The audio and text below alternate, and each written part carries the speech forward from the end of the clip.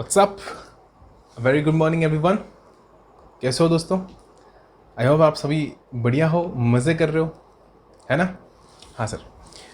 कहाँ तक बेटा अपना हो गया था? क्वेश्चन नंबर 15 अपना हो गया था, जो किसके ऊपर था मेरे दोस्त? रिफंड, अमेंडेड क्वेश्चन रिफंड के ऊपर। शानदार था। वहाँ पर 3 अमेंडमेंट्स अपन ने वहाँ पर कंप्लीट करी थी। पूरा का पूरा क्वेश्चन ही नया बनकर आया था अमेंडमेंट से इस आरटीपी के अंदर।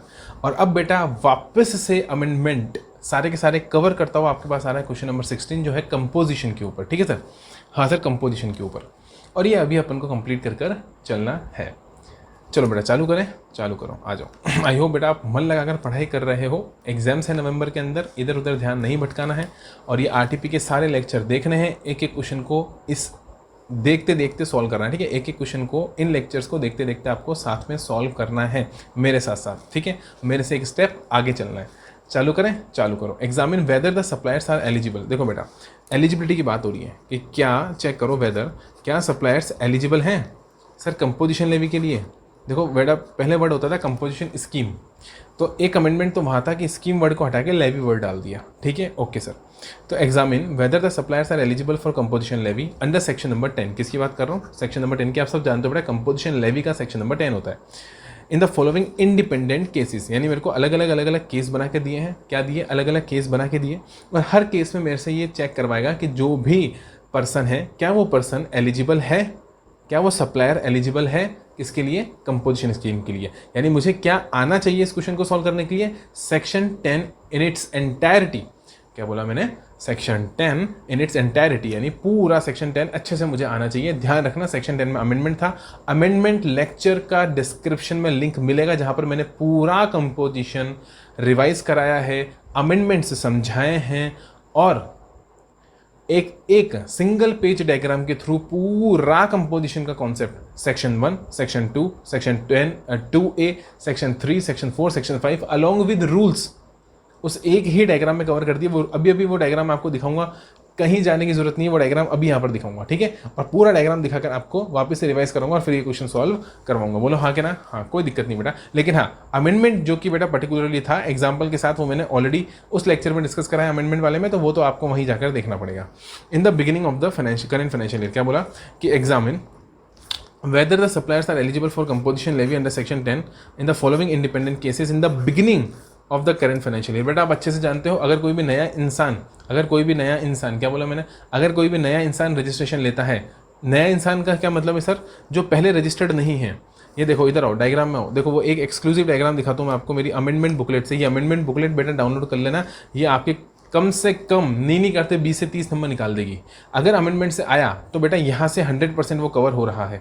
इस अमेंडमेंट बुकलेट में सारे अमेंडमेंट्स कवर हो रहे हैं, डायग्राम्स कवर हो रहे हैं यार, बहुत सारे डायग्राम कवर करें यहाँ पर मैंने। और वो डायग्राम्स आपको बहुत कम समय में रिवीजन करने में मदद करेंगे। ठीक है? तो देखो ये रूल 43 का जो मैंने लास्ट कराया था आपको, रूल 43 आईटीसी चैप्टर वाला बेटा। इससे पहले तो रिफंड वाला करा था अपन ने। रिफंड के पहले जो आईटीसी वाला करा था, देखो क्या शानदार डायग्राम बनाया हुआ है। इसके अंदर बेटा पूरा का पूरा आईटीसी कवर हो जाता है रूल 43 का। फिलहाल मेरी लड़ाई इसको लेकर नहीं है, फिलहाल मेरी लड़ाई किसको लेकर है? आपके चैप्टर को लेकर, जो है आपका चार्ज चैप्टर सेक्शन नंबर 10, वो मुझे वहाँ पर आपको डिस्कस करके दिखाना है। तो बेटा आ जाओ, 4 चैप्टर अभी आपको करवा देते हैं, कोई दिक्कत की बात वहाँ पर आनी ही नहीं है। ठीक है? ओके, ठीक है सर। ये आ गया बेटा आपका कंपोजिशन लेवी। ठीक है? यहाँ से मैंने पूरा अमेंडमेंट कवर करा है और बहुत अच्छे से कवर करा है। और यहाँ पर मैं आपको कुछ दिखाना चाहता हूँ। सर क्या दिखाना चाहते हो? बेटा मैं आपको ये दिखाना चाहता हूँ कि कंपोजिशन में आने के तरीके कितने होते हैं बेटा। ये देखो, एप्लीकेशन वाले पे हो, कंपोजिशन में आने के बेटा 2 तरीके होते हैं। एक जो पहली बार रजिस्ट्रेशन ही पहली बार ले रहा है, और एक बेटा जो पहले से रजिस्टर्ड है नॉर्मल में, मतलब जो ऑलरेडी 9(1) में टैक्स दे रहा है। कहाँ दे रहा है? 9(1) में ऑलरेडी टैक्स दे रहा है। अगर वो सेक्शन 10 ऑप्ट करना चाहता है तो ये एक, और दूसरा जो पहली बार रजिस्ट्रेशन ले रहा है, मतलब जिसकी सप्लाईज पहली बार 20 लाख को एक्सीड करी है और वो सेक्शन 22 में लायबल हुआ है रजिस्ट्रेशन कराने के लिए, बेटा वो डायरेक्ट सेक्शन 10 में रजिस्ट्रेशन कराना है। 2 तरीके यहाँ पर होते हैं, एक जो ऑलरेडी रजिस्टर्ड है और अब सेक्शन 10 में आना चाहता है, और दूसरा कौन? जो पहली बार रजिस्ट्रेशन करा रहा है और डायरेक्ट सेक्शन 10 में आना चाहता है। ये थोड़ी सी सर सफाई कर दो आप। ठीक है सर, मैं सफाई कर देता हूँ इसकी, क्योंकि ये पहले का पढ़ाया हुआ है, तो ये मैंने इसकी सफाई कर दी है, डिलीट। इधर आओ और इसको आराम से देखो। क्या बोला मैंने? सब rule 2 of rule number 3, taxable person obtaining new registration under GST law. बेटा उनको पार्ट बी भरना पड़ेगा आरईजी 01 का, और वो during the middle of financial year. मतलब जिस वक्त भी, जैसे फॉर एग्जाम्पल बेटा मेरा धंधा चल रहा है, अच्छा खासा धंधा चल रहा है, और अक्टूबर के महीने में, कब? अक्टूबर, जैसे फॉर एग्जाम्पल अक्टूबर 19 में मेरी सप्लाईज 20 लैक्स को क्रॉस कर गई, 20 लैक्स को एक्सीड कर गई, तो मैं सेक्शन 22 में क्या हो जाता हूँ? Liable for registration. ओके, तो बेटा मेरे को तो यहाँ जैसे फॉर एग्जांपल 28 अक्टूबर की बात है, 28 अक्टूबर वो दिन था जिस दिन मेरी सप्लाईज 20 लाख को एक्सीड कर गई। तो बेटा सेक्शन आप अच्छे से जानते हो रजिस्ट्रेशन का, विद इन 30 डेज अपन को रजिस्ट्रेशन लेना पड़ता है। ठीक है, कब? With in 30 days. Section number 25 registration की बात करता है, और वो कहता है साहब प्रोसीजर में क्या है, 30 दिन के अंदर टैक्स लेना है। कब से? 30 दिन में रजिस्ट्रेशन के लिए अप्लाई करना है। कब से साहब? कब से करना है? जब से आप एलिजिबल बने। कब से बने? एलिजिबल, या मैं कहूँगा लायबल बने। क्या बने? Liable for registration. मेरे दोस्त जब से आप लायबल फॉर रजिस्ट्रेशन हुए हो, उससे 30 दिन के अंदर अंदर आपको क्या करना है? बोलो, रजिस्ट्रेशन के लिए अप्लाई करना है। तो बेटा अप्लाई किस में करेंगे? जीएसटीआर आरईजी 1 के पार्ट बी में अप्लाई करेंगे, और 30 दिन के अंदर करेंगे। बेटा मैं साल खत्म होने का इंतजार थोड़ा करूंगा, मैं नए साल से रजिस्ट्रेशन थोड़ा लूंगा। तो इसलिए मैंने क्या बोला? During the middle of a financial year, क्योंकि मैं तो अक्टूबर में आ गया ना, अब मैं तो अक्टूबर में ही रजिस्ट्रेशन के लिए लायबल हो गया। और बेटा जब मैं अक्टूबर में ही रजिस्ट्रेशन के लिए लायबल हो गया मालिक, तो मेरे को तो वही अक्टूबर में ही, middle of the financial year में, फाइनेंशियल ईयर के बीच में, अक्टूबर में ही रजिस्ट्रेशन लेना पड़ेगा। और वहां पर मैं पहली बार ले रहा हूं, तो मैं डायरेक्टली किस में लूंगा? कंपोजिशन में लूंगा। तो सर ऐसा कर सकते हैं? हाँ कर सकते हैं। देखो वहां पर इफेक्टिव डेट क्या होगी बेटा? कंपोजिशन की इफेक्टिव डेट होगी बेटा जो आरसी में मेंशन होगी, और वो होगी बेटा कि अगर 30 दिन के अंदर कराओगे तो जब से लायबल हुए थे तब से, 30 दिन के बाद कराओगे तो आरसी की डेट से। ये आप अच्छे से जानते हो कि with in 30 days registration apply कर दोगे तो जिस दिन से लायबल हुए थे उस दिन से आपको आरसी मिल जाएगा। और लेट हो जाओगे, 30 दिन में नहीं कराओगे, लेट हो जाओगे, तो जब से आरसी मिलेगी तब से वो इफेक्टिव होगी। उसमें फिर वो आईटीसी का प्रॉब्लम आ जाता है कि जो आईटीसी है वो उस तारीख से मिलेगा, आरसी वाली तारीख से। तो इसलिए लेट नहीं होना चाहिए, 30 दिन के अंदर ही रजिस्ट्रेशन के लिए अप्लाई कर देना चाहिए। ये हम अच्छे से जानते हैं। सेक्शन 25 भी डिस्कस कर लिया, और सेक्शन नंबर 10 की ये प्रोविजंस भी हमने यहाँ डिस्कस कर लिए। और दूसरा होता है बेटा before commencement of financial year. इधर देखो, दूसरा होता है before commencement of financial year. बेटा अभी जो क्वेश्चन में लाइन पढ़कर आया ना वो ये थी, ये देखो, अभी जो क्वेश्चन में आप लाइन पढ़कर आए ना, ये देखो, in the beginning of the current financial year, यानी इस फाइनेंशियल ईयर के करंट से इंडिपेंडेंट केसेस में बताओ कि सप्लायर्स क्या एलिजिबल होंगे आने के लिए नए साल से, इन the beginning of the current financial year. वो ये वाला केस है जहां पर बेटा आप रजिस्टर्ड पर्सन स्विच करना चाहता है, रजिस्टर्ड पर्सन स्विच करना चाहता है कंपोजिशन स्कीम में, और वहां पर इफेक्टिव डेट होती है बेटा beginning of the financial year. यानी फाइनेंशियल ईयर, बेटा मैंने क्या बोला, फाइनेंशियल ईयर शुरू होने से पहले ही आपको अप्लाई कर देना होता है कि साहब आने वाले फाइनेंशियल ईयर में मैं कंपोजिशन में आना चाहता हूं। तो इसलिए आने वाला फाइनेंशियल ईयर यानी 1/4 से ही आपकी आरसी इफेक्टिव हो जाती है कंपोजिशन के लिए, आपकी आरसी इफेक्टिव हो जाती है कंपोजिशन के लिए। कोई दिक्कत? और यहाँ पर बेटा दूसरा फॉर्म भरना पड़ता है। देखो यहाँ पर आईटीसी वगैरह भी होता है ना, तो आईटीसी वगैरह के लिए भरना पड़ता है 03, और रजिस्ट्रेशन के लिए बेटा CMP 02 आपको यहाँ पर भरकर चलना पड़ता है। ये है बेटा अप्लाई करने का। मैंने बोला ना इस डायग्राम के अंदर कुछ भी ऐसा नहीं है जो छूटा हुआ बेटा। इस डायग्राम के अंदर सारे रूल्स, कंपोजिशन का पूरा चार्ट है, देखो आप पूरा कंपोजिशन बेटा इसमें कहीं ना कहीं आपका कवर हो जाएगा। हाँ कि ना? हाँ। तो अभी तक अगर ये अमेंडमेंट बुकलेट डाउनलोड नहीं करी है, पहली फुर्सत में जाके डाउनलोड कर आओ। क्या बोला मैंने? पहली फुर्सत में जाके डाउनलोड कर आओ बेटा। 1 मिनट लगेगा डाउनलोड करने में, ज़्यादा टाइम आपका वेस्ट नहीं होगा। चलो आगे। अब मैं एक के बाद एक शानदार तरीके से आपके सारे केस कवर करा दूंगा। पहला आ रहा है बेटा क्या पढ़ो। पहला आ रहा है technology enterprises, technology enterprises registered in Jalandhar Punjab. देखो बेटा क्या बोला उसने, रजिस्टर्ड, ऑलरेडी रजिस्टर्ड है। मैंने बोला ना ऑलरेडी रजिस्टर्ड है, तभी तो beginning of the financial year से बात हो रही है, तभी तो क्वेश्चन वाला कह रहा है from the beginning of the financial year. क्यों? क्योंकि रजिस्टर्ड है। Is engage in manufacturing. क्या मैन्युफैक्चरर आ सकता है बेटा? सारे बच्चे कह रहे हैं हाँ सर आ सकता है। मैन्युफैक्चरर आ सकता है, ट्रेडर आ सकता है, और कौन आ सकता है? बोलो हाँ, वो रेस्टोरेंट वाले अंकल भी आ सकते हैं। तो 3 जने आ सकते हैं सर। रेट क्या होगी बेटा? रेस्टोरेंट वाले अंकल के लिए 2.5%, बाकी दोनों के लिए 1-1%। लेकिन मैन्युफैक्चरर का जो 1% लगेगा वो टोटल पे लगेगा। लेकिन ट्रेडर अंकल का जो 1% लगेगा वो सिर्फ टैक्सेबल सप्लाईज पे लगेगा। हाँ सर, रिवाइज कर लिया। क्या बोल रहा है आगे? It's aggregate turnover in the preceding financial year is in the preceding, पिछले फाइनेंशियल ईयर में। क्योंकि अपन जब ऑप्ट करते हैं ना बेटा कंपोजिशन के लिए, तो अपन को कौन सा फाइनेंशियल ईयर चेक करना होता है? प्रीसीडिंग फाइनेंशियल ईयर चेक करना होता है। मतलब जो टर्नओवर चेक करना होता है वो प्रीसीडिंग फाइनेंशियल ईयर का, इस फाइनेंशियल ईयर का नहीं, प्रीसीडिंग फाइनेंशियल ईयर का। Technology enterprises supplies the computer systems manufactured by it with in the state of Punjab only. बेटा इंट्रा स्टेट जो भी है, सब कुछ इंट्रा स्टेट है। Section number 10 sub section number 2 की कंडीशन जो भी है इंट्रा है, इंटर नहीं कर रहे साहब, इंटर नहीं कर रहे। With a view to expand its business operation, ये ध्यान में रखते हुए कि हमें हमारे बिजनेस ऑपरेशंस बढ़ाने हैं। It will also start providing repairing services, repairing services, ये है amendment of computer systems in the current financial year. साहब मेरी बात सुनो, वो कह रहे हैं साहब हम रिपेयरिंग सर्विस भी देना चाहते हैं। यानी अगर मैं बिजनेस का नेचर पकड़ूं, अगर मैं बिजनेस का नेचर पकड़ूं साहब, तो बिजनेस का नेचर क्या निकल कर आ रहा है? बिजनेस का नेचर निकल कर आ रहा है एक तो मैन्युफैक्चरिंग, ओके, और मैन्युफैक्चरिंग के साथ रिपेयर सर्विस, मैन्युफैक्चरिंग के साथ रिपेयर सर्विस। बेटा मेन यहाँ पर प्रिंसिपल बिजनेस क्या है बताओगे मेरे को? प्रिंसिपल बिजनेस ये है मैन्युफैक्चरिंग, ये है बेटा आपका प्रिंसिपल बिजनेस। और बेटा प्रिंसिपल बिजनेस के बेसिस पे ही आप डिसाइड करते हो कि आपको कंपोजिशन में आना है कि नहीं आना है। ठीक है, repairing is not my principle. जो बना रहा हूं अगर उसमें कोई दिक्कत आ जाए तो साहब रिपेयरिंग का काम तो करूंगा ना। अगर बना रहा हूं उसमें अगर कोई दिक्कत आ जाती है बाई चांस, तो मैं रिपेयरिंग की सर्विस दूंगा। ये वो वाली सर्विस है। ठीक है, हाँ सर ठीक है। क्या सर्विस दे सकता है कि नहीं दे सकता है अभी देखेंगे ना बेटा। आगे देखो क्वेश्चन में और तो कुछ नहीं है। नहीं है बेटा, पार्ट बी आ गया, यानी क्वेश्चन यहाँ तक ही है। अब यहाँ तक अगर क्वेश्चन है तो इसको फटाफट से अपन चलते हैं। टेक्नोलॉजी एंटरप्राइजेस कंपनी का नाम है और अपनी बुक में सॉल्व करते हैं। क्वेश्चन नंबर कौन सा है? 6 के फर्स्ट का ए। ओके, 6 के फर्स्ट का ए। देखो बेटा ये अपन ने पिछला क्वेश्चन सॉल्व किया था, कौन सा वाला? Question number 15। देखो ये देखो पूरा क्वेश्चन अपन ने यहाँ सॉल्व किया था, शानदार तरीके से सॉल्व किया था। अभी तक अगर आपने नहीं देखा हो बेटा, फटाफट जाके सारे के सारे लेक्चर्स देख लो आरटीपी के। सारे क्वेश्चंस बहुत अच्छी तरह से रिवाइज कराते कराते मैंने यहाँ पर काम किया है। रिवीजन आरटीपी के साथ ही चल रहा है, रिवीजन लेक्चर की अलग से जरूरत ही नहीं है। हम कॉन्सेप्ट को यही रिवाइज करा दे रहे हैं दोस्त, यही रिवाइज करा दे रहे हैं। 6 के फर्स्ट का ए, 16 के फर्स्ट का ए। चालू करें। हाँ सर, 16 के फर्स्ट का ए। अब वो फर्स्ट बेटा ऐसे वाला फर्स्ट है ना, हाँ। तो क्वेश्चन नंबर 16 के फर्स्ट का ए, इसकी बात मैं यहाँ पर कर रहा हूँ। यहाँ लिखूँगा बेटा आंसर या सॉल्यूशन, जो भी है। प्रैक्टिकल क्वेश्चन है तो सॉल्यूशन और थियोरेटिकल है तो आंसर। तो आप चाहो तो यहाँ पर आंसर भी लिख सकते हो, आप चाहो तो यहाँ पर सॉल्यूशन भी लिख सकते हो, कोई दिक्कत की बात नहीं है। आगे चलें, चलो सर क्या लिखेंगे बेटा? सबसे पहले मैंने आपको एक ही चीज़ सिखाई थी और वो सिखाई थी प्रोविजन ऑफ लॉ। क्या सिखाई थी बेटा? ऐसा केस स्टडी कभी भी आवे ना दोस्त, तो अपन को क्या करना है? Provision of law.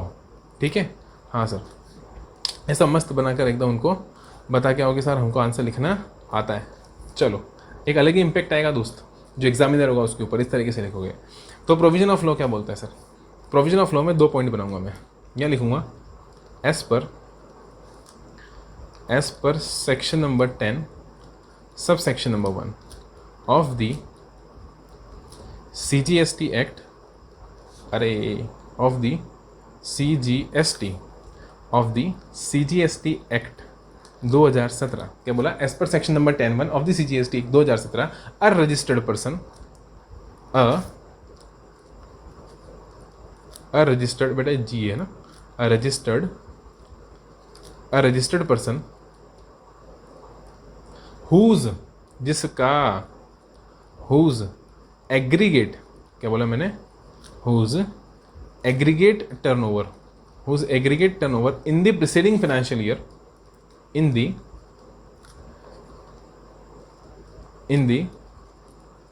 preceding financial year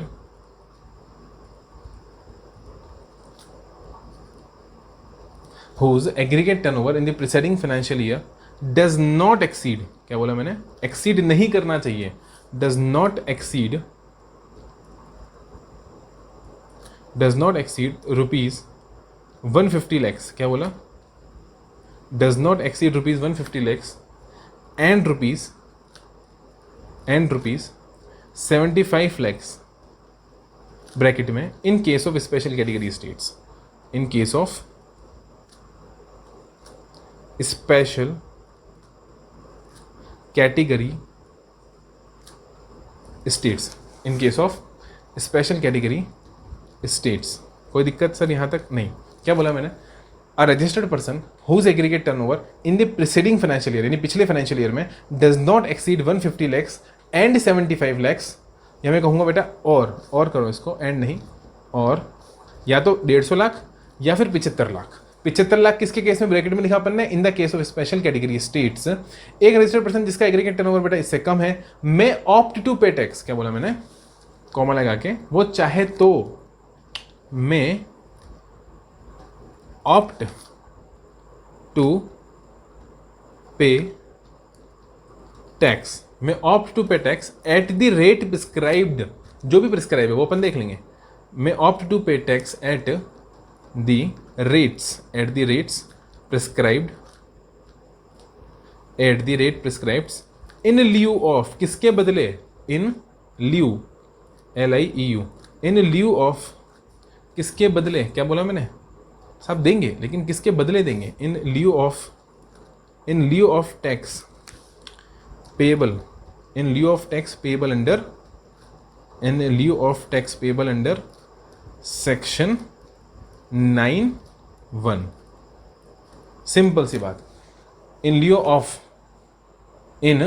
of tax payable under 9(1), देखो ये लिखा हुआ है, ठीक है। हाँ सर, आगे चलें, आगे चलो। ये मैंने पहली बात समझा दी साहब कि 10(1) क्या बोलता है। 10(1) बोलता है कोई भी रजिस्टर्ड इंसान जिसका aggregate turnover preceding financial year में 150 लाख से कम है या फिर 75 लाख से कम है, स्पेशल कैटेगरी स्टेट्स के केस में, वो opt to pay tax at the rate prescribed, वो चाहे तो जो रेट प्रिस्क्राइब्ड है उनके हिसाब से टैक्स पे करके चल सकता है, किसके बदले, जो 9(1) में पे करना था, मतलब supply wise.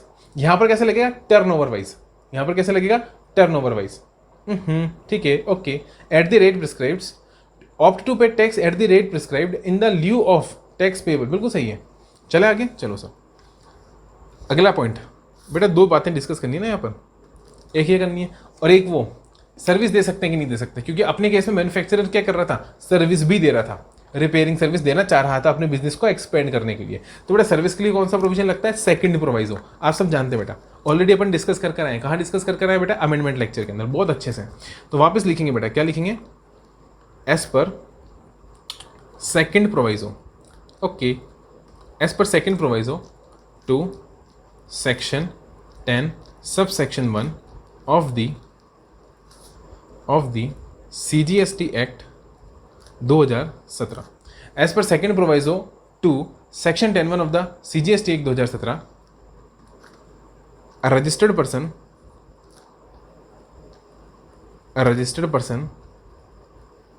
paying tax,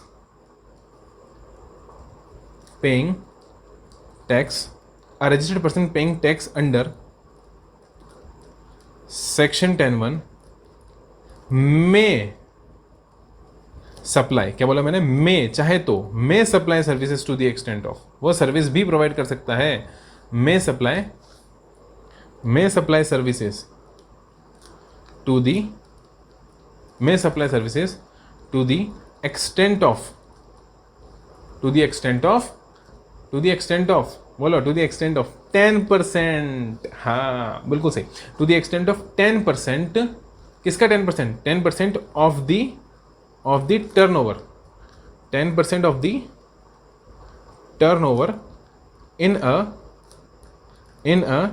state/UT, in the preceding financial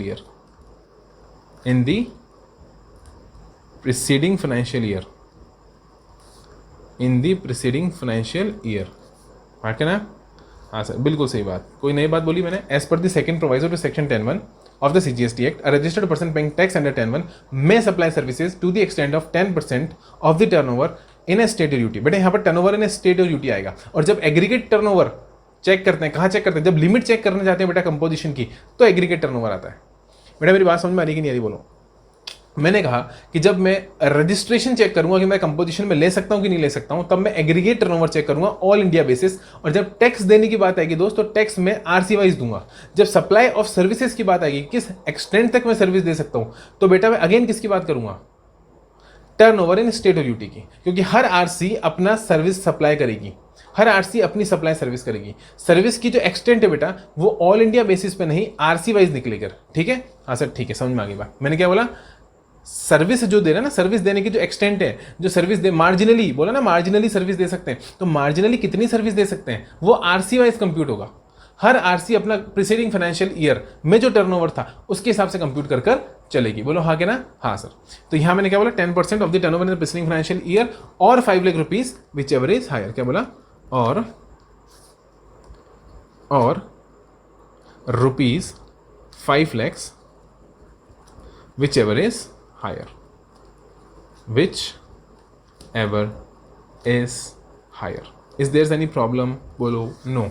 simple सी बात मैंने यहाँ पर बताई बेटा। मैंने यहाँ पर आपका प्रोविजन ऑफ लॉ डिस्कस कर दिया, ठीक है कि नहीं है? हाँ सर बिल्कुल ठीक है। अब अपन किसकी बात करेंगे बेटा? एनालिसिस की। बोलो किसकी बात करेंगे? पॉइंट 2 में एनालिसिस की। एनालिसिस करें? हाँ सर एनालिसिस करो। Provision of law, analysis, conclusion. और दिमाग ही नहीं लगाना, सब 3 स्टेप के अंदर काम हो जाएगा आपका। एनालिसिस में क्या था बेटा? अपना नाम क्या था? Technology enterprises. 125 लाख से कम है, इंटरेस्ट रेट है नहीं, और करंट देना चाहते हैं तो दे सकते हैं ना बेटा, क्या दिक्कत है उसके अंदर? तो एनालिसिस करके कंक्लूजन कर देते हैं। और एनालिसिस के अंदर क्या करेंगे? टेक्नोलॉजी एंटरप्राइजेस की as per the above provisions, as per दी पहले नहीं आएगा साहब, चले? हाँ sir. As per the above discussed, as per the above discussed provisions. कोई दिक्कत नहीं सर? समझ में आ रहा बेटा? हाँ सर। कोई भी प्रॉब्लम हो ना, आप मुझे कमेंट बॉक्स में बता दो, बस मैं आपकी प्रॉब्लम 100% सॉल्व कर दूंगा। कोई भी क्वेरी हो कमेंट बॉक्स में बता दो, हाँ कि ना? हाँ सर। ये प्रोविजन डिस्कस करा ना, इसके हिसाब से, तो वही मैं बोल रहा हूँ कि as per the above discussed provisions technology enterprises,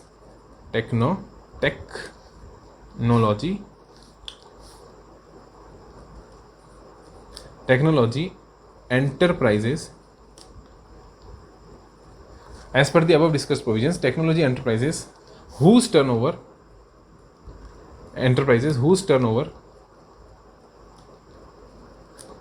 in the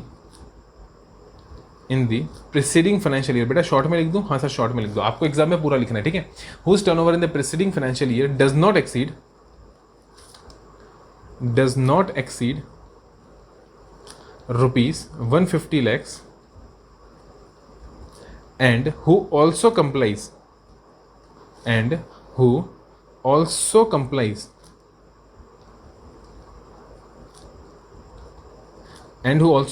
with the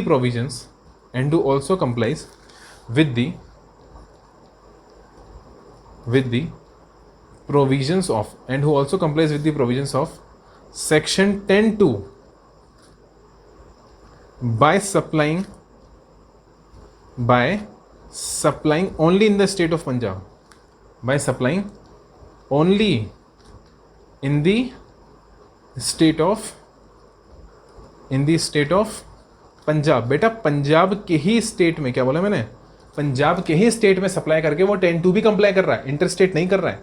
with the provision section 10(2) by supplying only in the state of Punjab and therefore, क्या लिखूंगा? देयरफॉर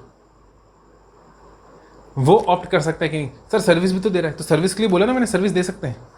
ये देखो सर्विस के लिए बोला ना, सर्विस दे सकते हैं, तो ठीक है। तो वही मैंने बोला ना, as per the above discuss provisions, उसका 150 लाख से नीचे का टर्नओवर है, हाँ। 10(2) को कंप्लाई कर रहा है, इंट्रा ही कर रहा है, हाँ, और सर्विस दे रहा है तो within the time within limit दे रहा है, बट वहां मुझे क्या बता नहीं रखी, लिमिट नहीं बता नहीं रखी, इसलिए ये वाला पार्ट में कंक्लूजन में लिखूंगा। देयरफॉर, अभी तो मैं क्या लिखूंगा? Therefore technology enterprises, therefore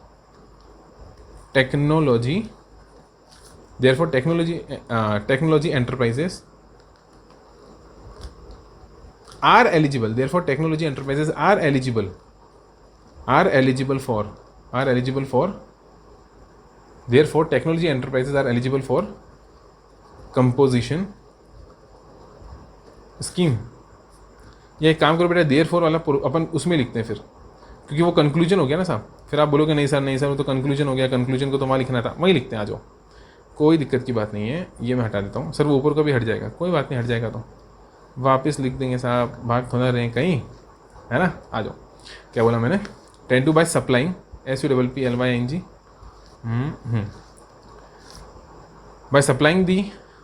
by supplying by supplying only in the state only in the state of PUNJAB only in the state of Punjab. ठीक है, हाँ। थर्ड स्टेप क्या आ जाएगा बेटा? कंक्लूजन। क्या आ जाएगा बोलो? कंक्लूजन। ये आपका हो गया बेटा थर्ड स्टेप, कंक्लूजन। कंक्लूजन में लिखूंगा देयरफॉर टेक्नोलॉजी, क्या बोला मैंने? Therefore technology enterprises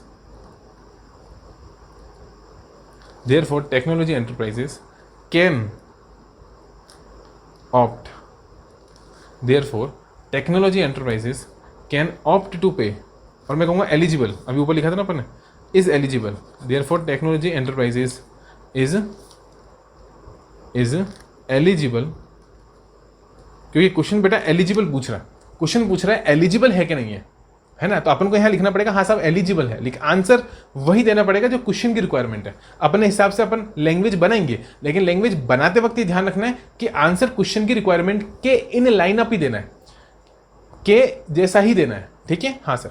therefore technology enterprises is eligible for what बोलो? Therefore technology enterprises is eligible for composition scheme, is eligible for, अरे बेटा बोलो, is eligible for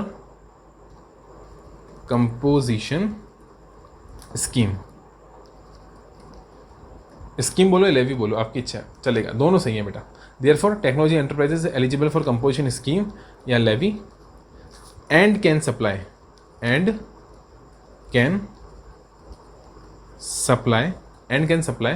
services of repairing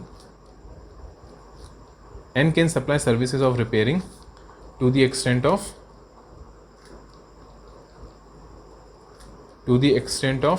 rupees. अब यहाँ थोड़ी सी जगह छोड़ो और ब्रैकेट में बता दो कि साहब मैं कैसे कैलकुलेट करूँगा। मैं बोलूँगा साहब 125 लाख का टर्नओवर था, तो 125 लाख का 10%, क्या बोला? 125 लाख का 10% और ₹5 lakhs,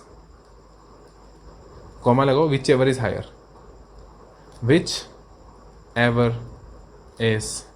हायर। कोई दिक्कत हो तो बताओ दोस्तों? नहीं तो बेटा यहाँ आ जाएगा 12.5 लाख। क्या आ जाएगा? 12.5 लाख। बोलो समझा कि नहीं समझा? समझा सर।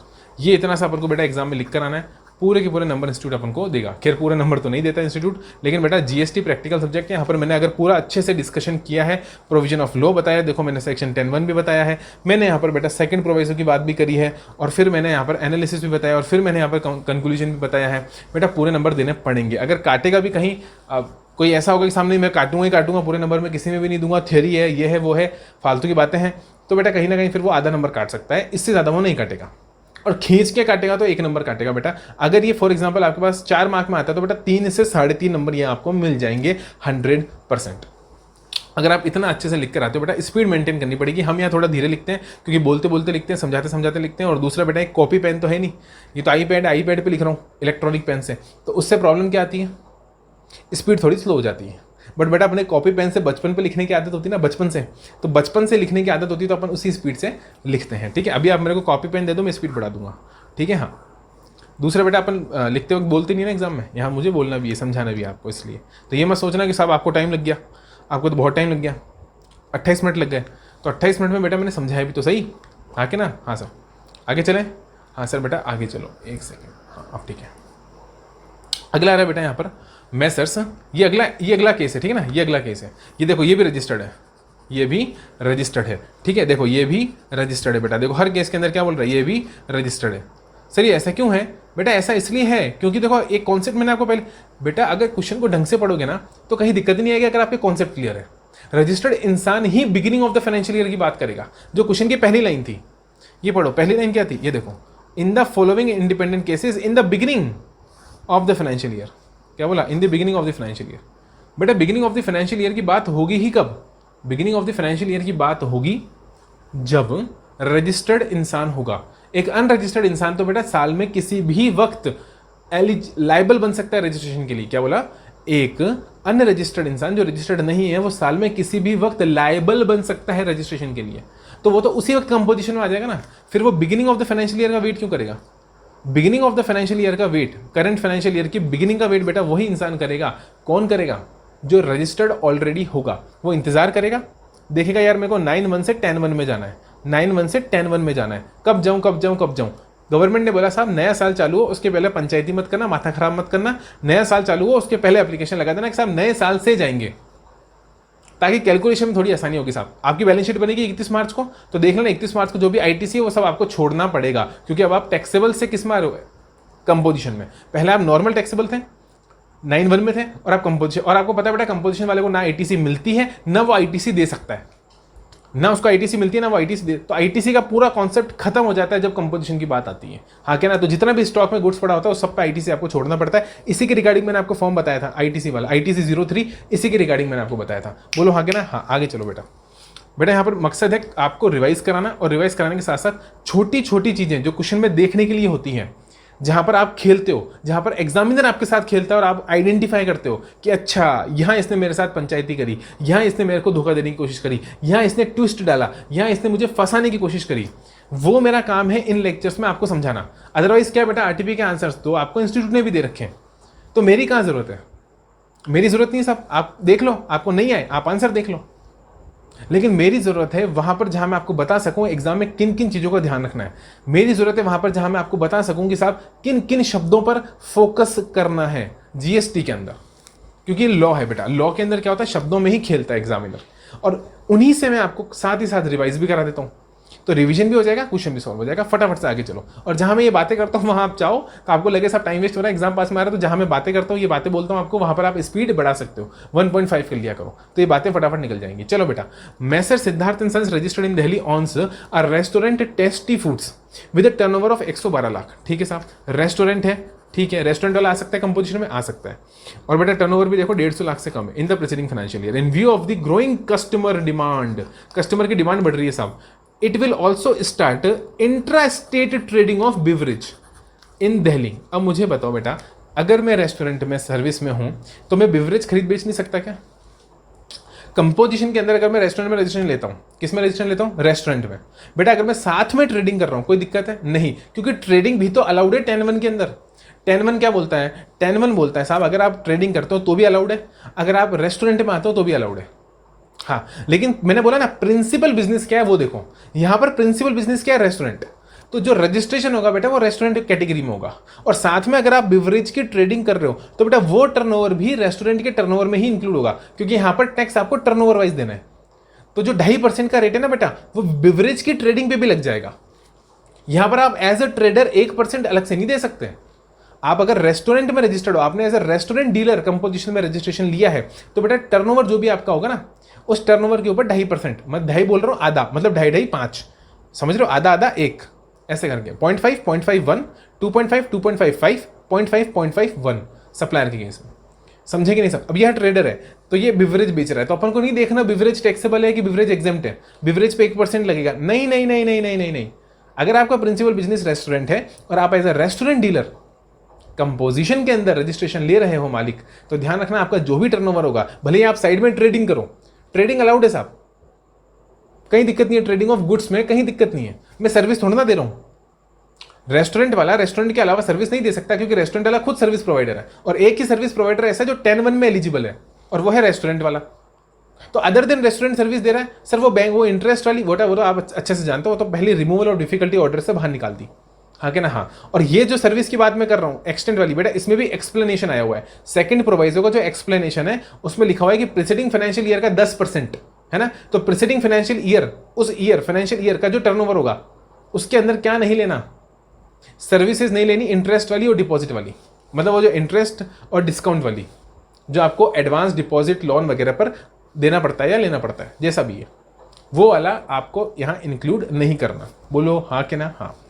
तो वो झंझट हटा दो, वो तो टेंशन ही नहीं लेनी साहब, देखा ही नहीं, वो तो हमने देखा ही नहीं, गवर्नमेंट बोलती है साहब हमको उससे मतलब ही नहीं है, हमने हटा दिया, हर जगह से हटा दिया। यहाँ ये ध्यान रखो कि अगर मेरा प्रिंसिपल प्लेस ऑफ प्रिंसिपल मतलब प्रिंसिपल बिजनेस, क्या बोला मैंने, मेरा प्रिंसिपल बिजनेस अगर रेस्टोरेंट है बेटा, और मैं इसी में ही एज अ रेस्टोरेंट ही रजिस्ट्रेशन करवा रहा हूँ, तो ये जो इंट्रास्टेट ट्रेडिंग कर रहा हूँ ना बिवरेजेस की, इसका जो टर्नओवर होगा ना बेटा, ये टर्नओवर भी इसी के टर्नओवर में इंक्लूड होगा। क्योंकि ये उसी रजिस्ट्रेशन पर हो रहा है। और ध्यान रखना कंपोजिशन के अंदर मेरे भाई जो टैक्स दिया जाता है वो टैक्स किस पे दिया जाता है, टर्न ओवर पे दिया जाता है, ना कि सप्लाई वाइज। तो यहाँ ऐसा नहीं है बिवरेज की सप्लाई पे अलग टैक्स और रेस्टोरेंट पे अलग टैक्स। तो जो टर्नओवर होगा ना वो बिवरेज की सप्लाई इंक्लूड करते हुए टोटल होगा, और जो रेट लगेगा बेटा वो 2.5% का लगेगा। जो रेट होगा मतलब 2.5% का लगेगा। बोलो हाँ के ना, बोलो हाँ सर। समझ में आया बच्चों? अच्छे से बताना मेरे को। हाँ सर बिल्कुल अच्छे से समझ में आई आपकी बात। यही छोटी छोटी चीज़ें बेटा जो डिस्कस करने पे आपको इनको समझ में आती है, वरना तो मैंने बोला ना आरटीपी के आंसर्स तो इंस्टीट्यूट ने भी दे रखे हैं दोस्त। आ जाओ आगे चलो फटाफट। सर इसका आंसर लिखेंगे क्या? हाँ बेटा लिख सकते हो, इसमें कोई दिक्कत नहीं है, आप चाहो तो लिख सकते हो और आप चाहो तो नहीं भी लिखोगे तो भी चलेगा, क्योंकि मैंने आपको ऑलरेडी वो चीज़ समझा दी। तो यहाँ पर कुछ भी नहीं है बेटा। मैं क्या करूँगा, ये तो मैं पूरा ऊपर से कॉपी कर लूँगा, हाँ कि ना? हाँ। तो बेटा प्रोविजन ऑफ लॉ वाला पार्ट तो ऊपर से ए वाला ही मैं रेफर कर दूंगा। यहाँ पर बार बार लिखने में टाइम वेस्ट नहीं करेंगे, क्योंकि आपके भी एग्जाम पास में आ रहे हैं। तो बी पार्ट में सॉल्व कर रहा हूँ। हाँ बी पार्ट का मैं आंसर दे रहा हूँ। ओके। और बी पार्ट के आंसर में मैं क्या लिखूंगा बेटा, provision of law as per above. Provision of law वो ही लगेगा, उसमें कोई चेंज नहीं बेटा। प्रोविजन ऑफ लॉ, क्योंकि 10(1) की ही बात हो रही है, ठीक है। हाँ तो प्रोविजन ऑफ लॉ इस क्वेश्चन के अंदर हो जाएगा बेटा आपके एज पर अबव। क्या लिख देंगे, एज स्टेटेड अबव। आप ऊपर से जाके देख सकते हो। फिर आएगा बेटा सेकंड पार्ट आपका एनालिसिस, SIS एनालिसिस। और रेस्टोरेंट सर्विस प्रोवाइडर है तो आ सकता है, ठीक है। तो अपन बोलेंगे साहब कि टेस्टी फूड्स, क्या नाम था इसका? हाँ टेस्टी फूड्स। तो टेस्टी फूड्स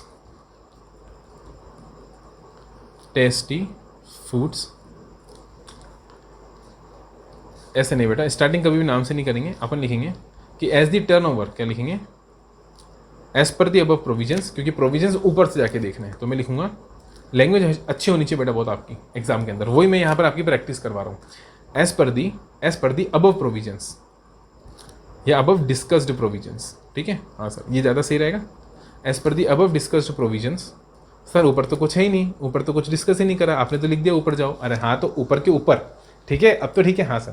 तो as per the above discussed provisions the turnover of the, आप चाहो तो एग्रीगेट लिख लो, कोई दिक्कत नहीं, ठीक है। एग्रीगेट टर्नओवर, मैं शॉर्ट में लिख रहा हूँ बेटा, है ना। The aggregate turnover of Tasty foods, the aggregate turnover of Tasty Foods in the preceding financial year is less than rupees 150 lakhs। क्या बोला? is less than rupees 150 lakhs and is also supplying and is also involves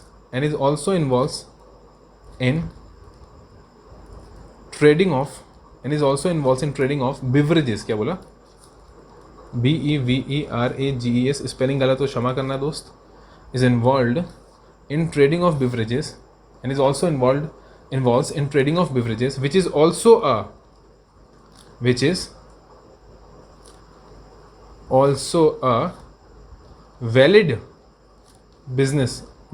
a valid business for the purpose of composition,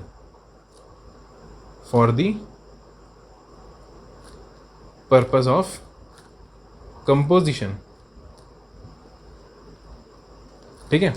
तो as per the above discussed provisions the aggregate turnover of Tasty Foods in the preceding financial year is less than 150 lakhs and is also involves in trading of beverages which is also a valid business for the purpose of composition. As the supplies and also, इसमें लिखना and also the supplies is interested, and also the supplies are only interested, and also the supplies are only interested, मतलब सिर्फ और सिर्फ interested ही है। बस ये मैंने एनालिसिस कर लिया। अब मैं फटाफट से क्या लिख दूंगा बेटा, थर्ड नंबर पे मैं लिख दूंगा बेटा कंक्लूजन। हाँ क्या ना? हाँ सर समझ में आ रहा है? हाँ सर। और कंक्लूजन ऐसा ही हुआ। कंक्लूजन में क्या लिख दूंगा दोस्त, CONCLU ऐसे। कंक्लूजन में क्या लिख दूंगा, कंक्लूजन में ये लिख दूंगा कि as per the above discussed, यानी एनालिसिस जो हम कर आए हैं, सीधा लिखूंगा बेटा Tasty foods is eligible for. Conclusion क्या हो जाएगा, Tasty foods is eligible for composition scheme, is eligible for composition scheme, is eligible for composition scheme या फिर लेवी, आप कुछ भी बोल लो, ठीक है ना। Is eligible for composition scheme और levy as analysed above, as analysed above, जैसा कि हमने ऊपर एनालिसिस करा है। Tasty foods is eligible for composition scheme as analysed above and can apply for and can apply for the same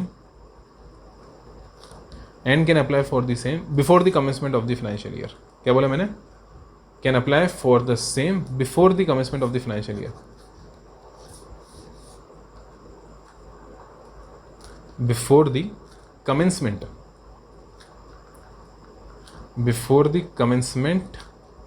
of the financial year, मतलब financial year शुरू होने से पहले वो अप्लाई कर सकता है। ये भी हो गया बेटा अपना। अगले पे आ जाए। हाँ सर अगले पे आ जाओ। देखो एक बार अगर प्रोविजन समझ लिया ना, फिर तो फटाफट आप केस डिस्कस कर सकते हो, ठीक है। हाँ सर देखो यहाँ पर थर्ड आ रहा है, ये भी रजिस्टर्ड है। ये कौन है बेटा? Sitaram associates is engaged. बेटा सिक्किम सिक्किम सिक्किम सिक्किम सिक्किम, मणिपुर, मिजोरम, नागालैंड, त्रिपुरा, एपी, यूके, मेघा, सिक्किम। ओ स्पेशल कैटेगरी स्टेट है दोस्त, स्पेशल कैटेगरी स्टेट्स, SCS, ये स्पेशल कैटेगरी स्टेट में फॉल कर रहा है बेटा। इसका टर्नओवर 75 से कम होना चाहिए और 75 से कम मुझे दिखाई दे रहा है, हालांकि क्वेश्चन पढ़ना जरूरी है। Is engaged in running a food chain veg kitchen in the state, मतलब स्टेट के अंदर ही काम हो रहा है यहाँ पर भी, और वेज किचन नाम की एक फूड चेन ये चलाकर चल रहे हैं। टर्नओवर बेटा 73 lakhs in the preceding financial year, यानी 75 से कम है, 75 से कम है। In the current financial year, इस साल के अंदर, it decides to shut down the food chain owing to huge losses being incurred in the said business. दोस्त धंधा डूब गया, इनका वेज किचन का धंधा डूब गया साहब, बंद करना पड़ेगा क्योंकि साहब भारी नुकसान हो रहे हैं। किंगफिशर वाली हालत हो गई साहब इनकी। Instead it will start providing inter state architect services. Okay, मतलब यहाँ तो धंधा ही बदल गया साहब। पूरा क्वेश्चन पढ़ा इस आस के अंदर कि कंपोजिशन दिलवा देंगे सीताराम जी को, बट सीताराम जी तो कह रहे हैं साहब धंधा पिट गया, नया धंधा चालू करना है। अब देखते हैं नए धंधे के पॉइंट ऑफ व्यू से क्या कंपोजिशन मिल पाएगा, देखते हैं। Instead it will start providing inter state architect service. बेटा आर्किटेक्ट सर्विस मिल तो जाएगा, लेकिन एक दिक्कत आएगी, और वो दिक्कत ये आएगी साहब कि अगर 2A लगाते हैं, क्या बोला मैंने, अगर सब सेक्शन 2A लगाते हैं जो सर्विस का है, क्योंकि आर्किटेक्ट सर्विस की बात हो रही है, सर्विस के लिए 1 और 2 तो लग ही नहीं सकता, 2A लगेगा अमेंडेड सेक्शन। ये अमेंडमेंट है बेटा, ये क्वेश्चन अमेंडमेंट्स आप कह सकते हो कि इन्होंने कहीं ना कहीं अभी जो रिसेंट अमेंडमेंट हुआ है फाइनेंस एक्ट 2019 से, उसको डिस्कस करा है। और आपको पता है फाइनेंस एक्ट 2019 ने 2A एक नया सबसेक्शन इंसर्ट करा दिया, और ये नया सबसेक्शन बेटा आपका वही पुराना जो नोटिफिकेशन होता था 2/2019 उसी की जगह इंसर्ट हुआ है। मतलब नोटिफिकेशन का मेजर पोर्शन उठाकर 2A में डाल दिया। हालांकि नोटिफिकेशन अभी भी एक्टिव है, आखिरी सांसें ले रहा है, यूं समझ लो आप, आखिरी सांसें ले रहा है, ठीक है। बाकी पूरा काम किससे हो रहा है बेटा? अब 2A ही एक्टिव रहेगा। अब असली फॉर्म के अंदर कौन आ चुका है? एकदम पावरफुल, यस 2A आ चुका है, ठीक है। हाँ सर, तो लेकिन 2A क्या बोलता है बेटा कि प्रीसीडिंग फाइनेंशियल ईयर में टर्नओवर कितना होना चाहिए? बोलो 50 लाख होना चाहिए बेटा। और यहाँ पर क्योंकि प्रीसीडिंग फाइनेंशियल ईयर में टर्नओवर 73 लाख है, तो मैं 2A बेटा यहाँ पर इसको नहीं दिलवा सकता, 1-2 इसको मिलेगा नहीं, तो बेटा यहाँ पर ये इन एलिजिबल हो जाएगा। यानी Sitaram associates is not eligible और ineligible for the composition levy in the current financial year और for the current financial year. बोलो हाँ के ना? हाँ लिखवा दें सर, लिखवा दो। ये हो गया बेटा आपका C। क्या हो गया? C। फटाफट से लिखेंगे। हाँ सर टाइम कम है सर, बहुत कम है, फटाफट करवाओ सर, एग्जाम आ रहे हैं। अरे करवा रहा हूँ साहब, मैं भी इंसान हूँ साहब, मेरे पास भी हाथ हैं। हाँ साहब मशीन थोड़ी ना। चलो यहाँ पर भी बेटा सेम टू सेम चीज़ लिखूंगा मैं 2A, बट यहाँ पर बेटा प्रोविजन ऑफ लॉ चेंज हो गया। ऊपर जो अपन प्रोविजन ऑफ लॉ लिख कर आए थे वो 1 और 2 के लिए था प्रोविजन ऑफ लॉ, यहाँ पर 2A की बात होगी। तो हम लिखेंगे यहाँ पर कि एस पर एक सेकेंड, थोड़ा ज़्यादा ऊपर हो गया। हाँ सर अब ठीक है। हाँ एस पर सब सेक्शन 2A ऑफ, ऐसे लिख के आया करो, मज़ा आएगा और भी ज़्यादा अच्छा लगेगा एग्जामिनर को।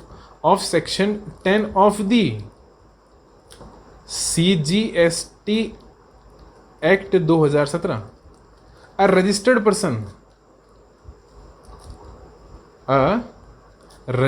पर्सन, क्या बोला मैंने? A registered person who is not eligible, who is not eligible under subsection 1 or 2, under subsection 1 and 2, मतलब जो 1 और 2 में एलिजिबल नहीं है, क्या बोला, एज पर सबसेक्शन नंबर 2 है, अ registered person who is not eligible under subsection number 1 and 2 may opt to pay, क्या बोला, may opt to pay, may opt to pay tax, may opt to pay tax at the rate of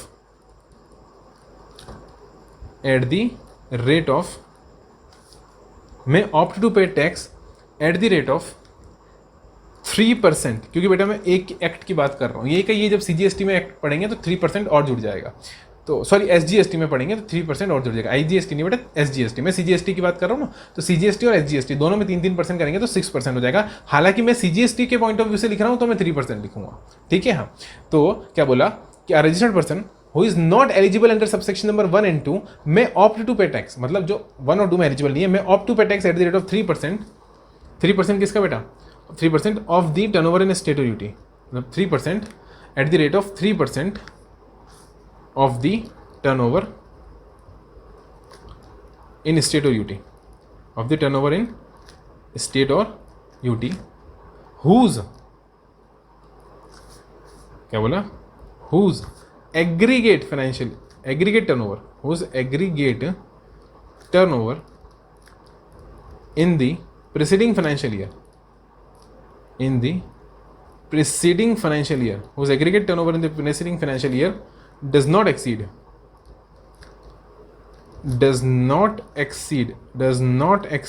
rupees, बेटा कितना, whose aggregate turnover in the preceding financial year does not exceed 50 lakh rupees।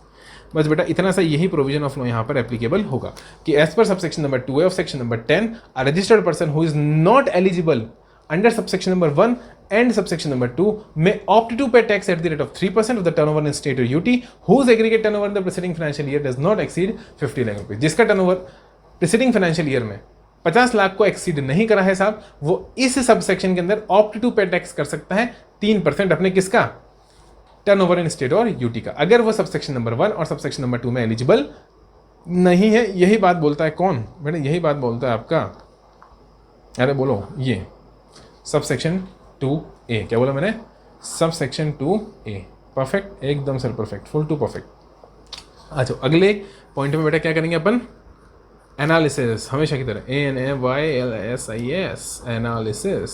Okay, analysis के अंदर क्या लिखेंगे बेटा, Sitaram Associates as per the above provisions, पहले लिखेंगे as per the above provisions, जो ऊपर प्रोविजंस कहे गए उनके मुताबिक, as per the above provisions Sitaram Associates, as per the above provisions Sitaram Associates, यही था ना बेटा, हाँ, Sitaram Associates as per the above provisions Sitaram Associates is not eligible for composition levy, is not eligible for composition levy under subsection number 2, under subsection number 2A, under subsection number 2A as its aggregate turnover in the preceding financial year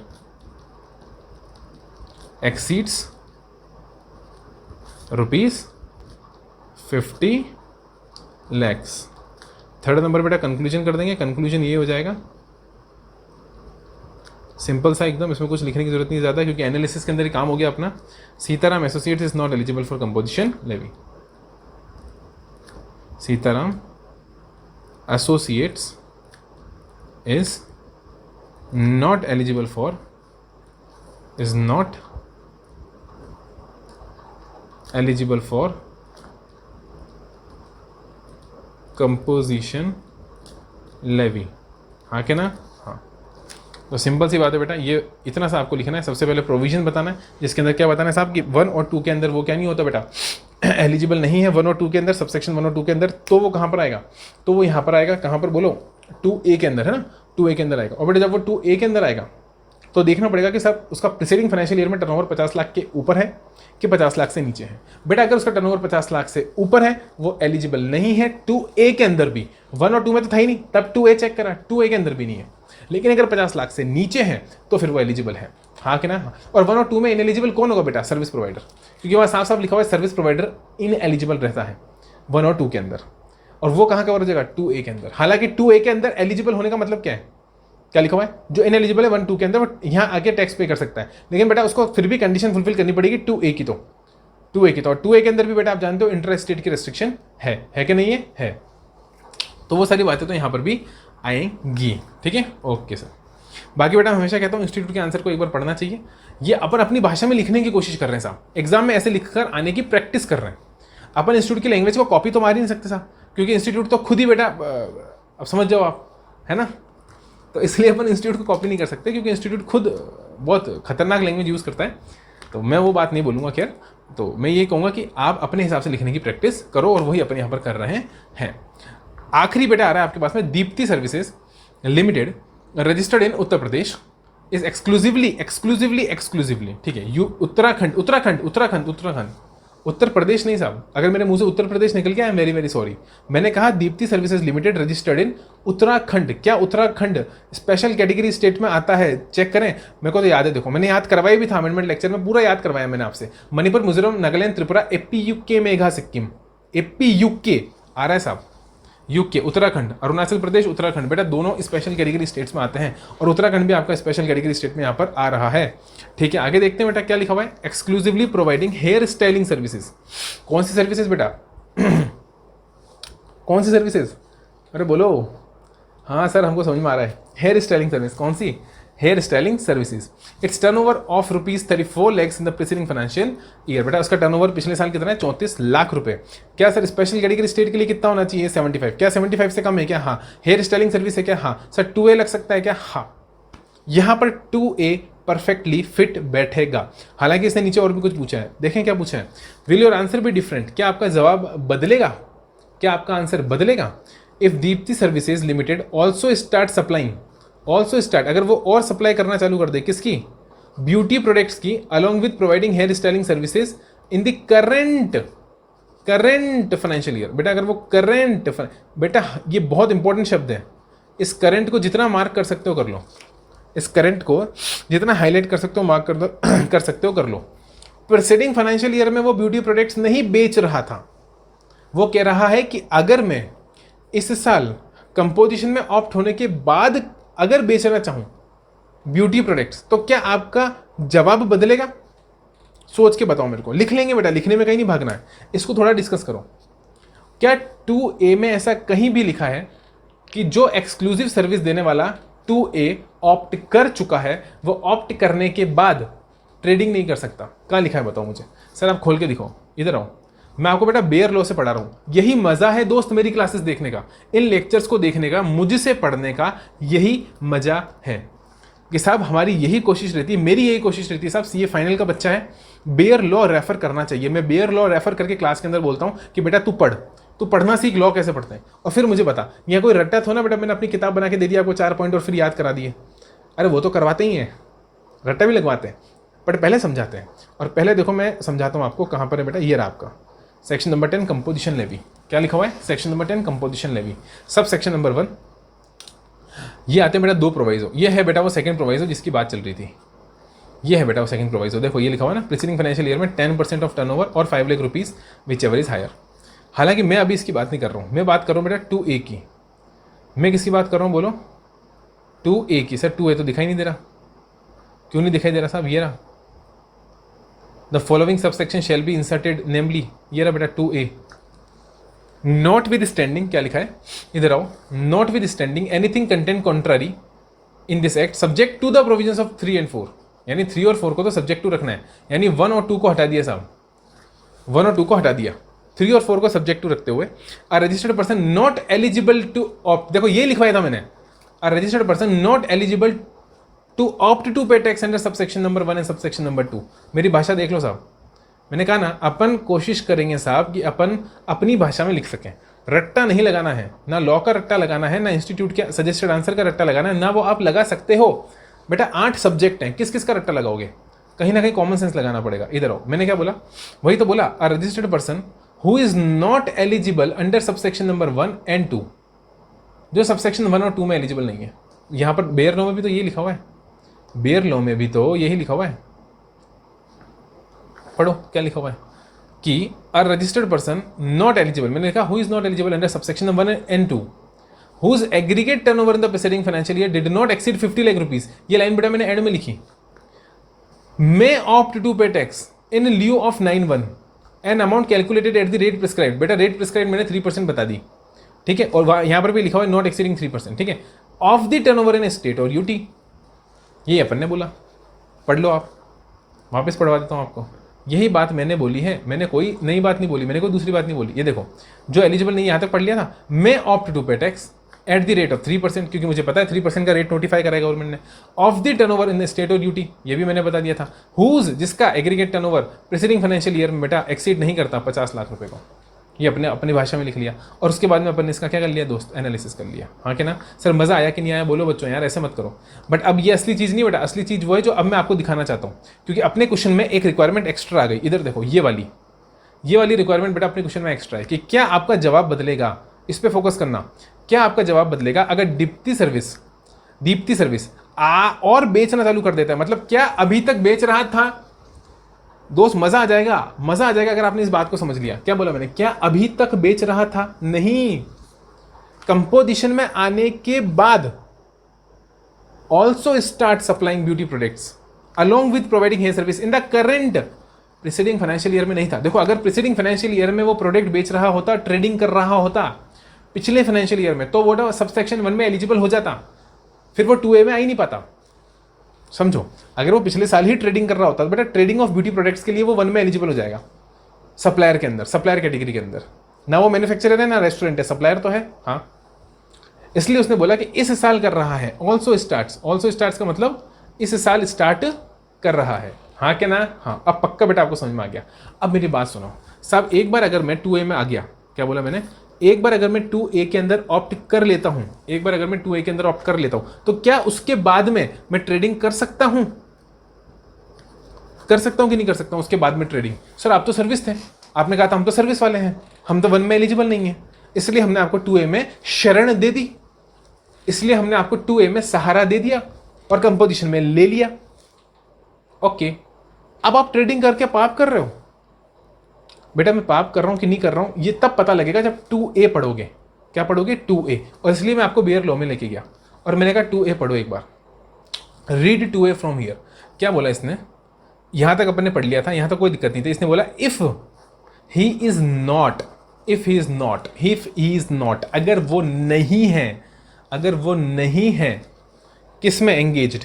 supply of goods और services which are not leviable to tax. मतलब बेटा exam supplies में involve नहीं है, अगर वो नहीं है इंटर स्टेट में, अगर वो नहीं है ई कॉमर्स ऑपरेटर में, अगर वो नहीं है टिपा में, टिपा बेटा टिपा बोले तो तबैको, आइसक्रीम, पान मसाला और एरिएटेड वाटर, अगर वो नहीं है casual taxable person, non resident person. बेटा यहां कहां लिखा है कि वो नहीं है? बोलो, यहां कहां लिखा है कि वो नहीं है? सप्लायर मतलब normal trader.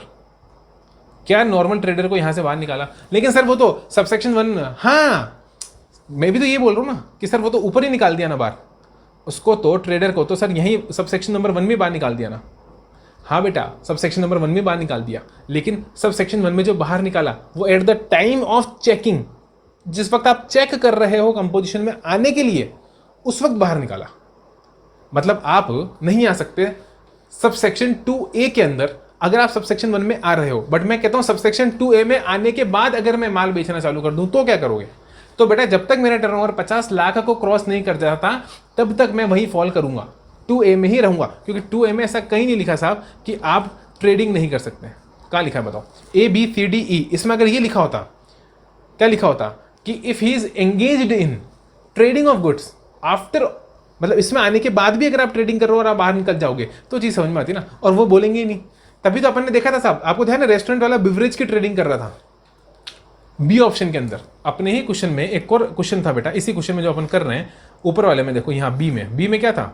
Siddharth and sons, जिसका रेस्टोरेंट था टेस्टी फूड, बेटा उसने inter state trading of beverage चालू कर दी थी। तब मैंने क्या कहा था कि ये टर्नओवर ऑफ रेस्टोरेंट में ही इंक्लूड हो जाएगा इसका टर्नओवर, और 2.5% से टैक्स लगेगा। उसी प्रकार से बेटा ये जो साथ में ब्यूटी प्रोडक्ट बेचना चालू करेगा ना, तो ब्यूटी प्रोडक्ट जो बेच रहा होगा ये ऑटोमेटिक सर्विस के अंदर इसका टर्नओवर इंक्लूड हो जाएगा, और ब्यूटी प्रोडक्ट की ट्रेडिंग पर भी 3% ही लग जाएगा। ओ अच्छा, समझे कि नहीं समझे? समझे सर। यानी जो ब्यूटी प्रोडक्ट्स की ट्रेडिंग कर रहा हूं बेटा, इसके कारण कोई अलग से मेरे को यहां पर टैक्स नहीं लगाना, ये भी कंपोजिशन में ही कवर होगा। इसका टर्नओवर भी 50 लाख की लिमिट को चेक करने में काम आएगा, ये भी नॉर्मल टर्नओवर में जुड़ेगा। यानी जो हेयर स्टाइलिंग की सर्विस दे रहा हूं ना, ये बाल बाल बनाने की सर्विस दे रहा हूं, हाँ, ये जो टर्नओवर हो रहा है इससे, बाल बनाने की सर्विस से जो टर्नओवर हो रहा है, हेयर स्टाइलिंग की सर्विस से जो टर्नओवर हो रहा है, उसी टर्नओवर में क्या जुड़ जाएगा? ब्यूटी प्रोडक्ट्स की ट्रेडिंग का टर्नओवर जुड़ जाएगा, और दोनों का टर्नओवर जोड़कर बेटा उसके ऊपर लगाएंगे 3%। बोलो हाँ कि ना? बोलो हाँ सर। समझे कि नहीं समझे? समझे साहब। लिखने की जरूरत है क्या? अब बेटा लिख आप लेना, देखो यार यहाँ ये चीज़ आप लिख लेना, क्योंकि टाइम बहुत ज़्यादा हो गया है, तो ये चीज़ आप लिख लेना, ठीक है? क्योंकि बेटा अपने पास 1 घंटा हो गया लगभग, और मुझे आपको एक क्वेश्चन अभी और सॉल्व करवाना है, इसका सेकंड पार्ट, तब जाके अपने एक क्वेश्चन कंप्लीट होगा। चले बेटा सेकंड पार्ट पे चले। हाँ सर सेकंड पार्ट पे चलो। क्या बोल रहा है बेटा second part? Varun and Varun associates started a partnership firm of architects in Bhopal.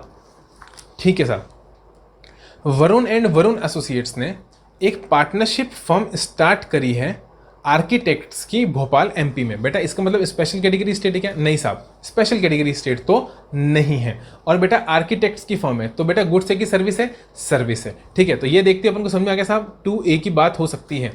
क्या समझ में आ गया? 2A की बात हो सकती है। और बेटा ऑन 1/4/2020, और स्टार्टेड मतलब बेटा नई नवेली दुकान। क्या बोला मैंने? नई नवेली दुकान खोली है साहब 1/4/2020 को। कहाँ पर खोली है? भोपाल में खोली है। The firm provides architecture services.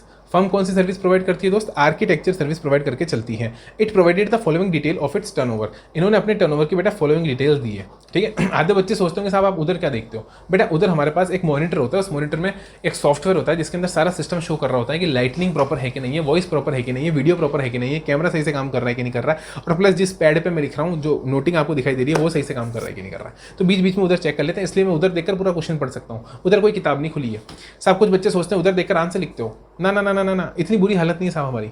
ठीक है ना? हाँ कुछ लोग ऐसा करते हैं, वो अपनी हालत नहीं है। आगे चलें सर, आगे चलो। अप्रैल से जून का टर्नओवर कितना है? 20 लाख। बोलो अप्रैल से जून का टर्नओवर कितना है बेटा? 20 लाख। टर्नओवर से रिलेटेड डिटेल दे रहा है। जुलाई से सितंबर का 30 लाख, और अक्टूबर से दिसंबर का 20 लाख। ठीक है साहब, क्वार्टर वाइज दे दिया, अप्रैल मई जून जुलाई अगस्त सितंबर अक्टूबर नवंबर दिसंबर। हाँ साहब हमको महीने बोलने आते हैं, आप मत बोलो। The firm has obtained the registration under section number 22 and page tax under composition scheme. Okay, already बेटा ऑलरेडी रजिस्ट्रेशन ले लिया है और ऑलरेडी कंपोजिशन में टैक्स दे रहा है। यानी यहाँ एलिजिबिलिटी नहीं बतानी, यहाँ एलिजिबिलिटी नहीं बतानी। बेटा ये क्वेश्चन चेंज हो गया, देखो ये पार्ट कौन सा हो गया है बेटा? ये पार्ट हो गया 2। इधर देखो, ये देखो पार्ट 2, पार्ट 1 क्वेश्चन नंबर 16 का पार्ट 2 चल रहा है। यानी यहाँ एलिजिबिलिटी, पार्ट 1 में एलिजिबिलिटी बतानी थी, पार्ट 2 में एलिजिबिलिटी नहीं बतानी। यहाँ पर ऑलरेडी उसने क्या बोला साहब? ऑलरेडी रजिस्टर्ड है और ऑलरेडी कंपोजिशन में टैक्स पे करके चल रहा है। तो सर हमको बताना क्या है फिर? देखो ये बताना है, बताना ये है, determine the tax liability.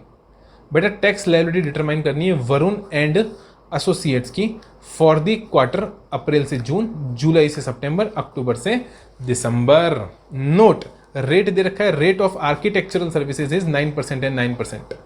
9% he 9%। Sir 9% ही लगेगा क्या? हाँ बेटा यहाँ 18 नहीं लगेगा, क्योंकि बात इंट्रा की है। इंट्रा है बेटा तभी तो कंपोजिशन है, अगर इंटर होता तो कंपोजिशन ही ना होता। बात तो सही है। चलो बेटा नोटिंग में आ जाए। हाँ बेटा यहाँ पर 2A पूरा एज इट इज़ वही लगेगा। मैं प्रोविजन ऑफ लॉ नहीं लिखूंगा, और लिखूंगा तो मैं एक तरीका अपनाऊंगा। बोलो क्या? सर कॉपी पेस्ट आप नहीं कर सकते, मैं कर सकता हूँ। सर आप कैसे कर सकते हो? देखो मैं तुम्हें जादू दिखाता हूँ। सर ऐसे जादू होता है क्या? हम नहीं कर सकते सर ऐसे? नहीं बेटा ये आप नहीं कर सकते, ये जादू सिर्फ मैं ही कर सकता हूँ। ना ना ना ना ना ना ना 16 का कौन सा है बेटा? ठीक है, क्वेश्चन नंबर 16 ही चला ना? हाँ 16 का सेकंड। ठीक है सर, वो आया तो नहीं बेटा? वो आएगा, वो कहाँ बच के जाएगा, उसको तो आना ही है।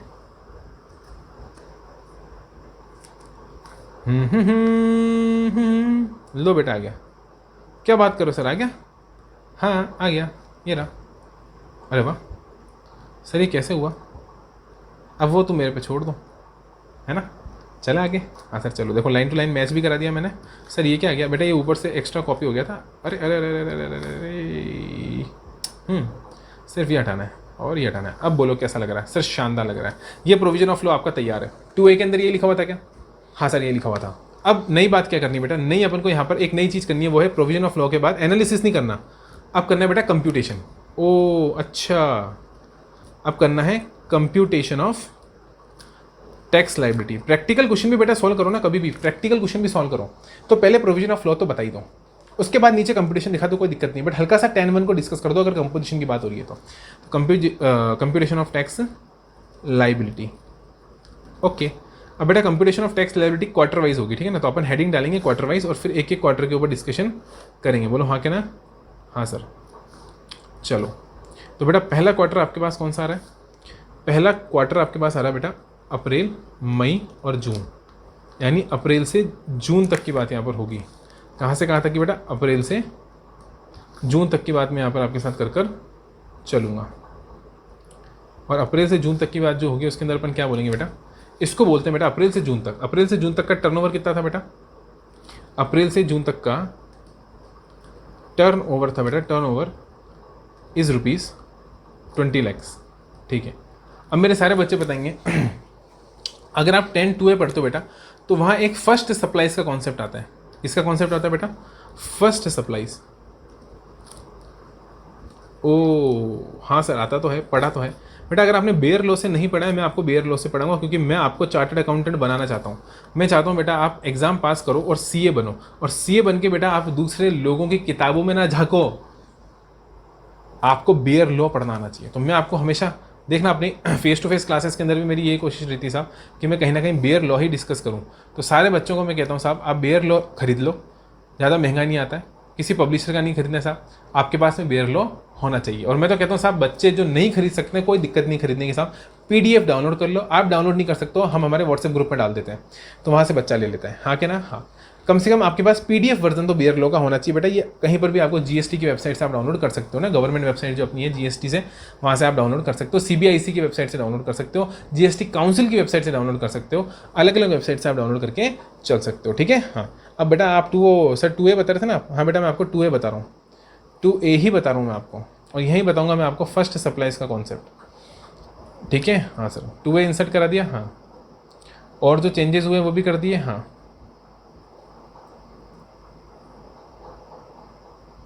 इधर आओ इधर आओ इधर आओ इधर आओ इधर आओ इधर आओ इधर आओ इधर आओ इधर आओ।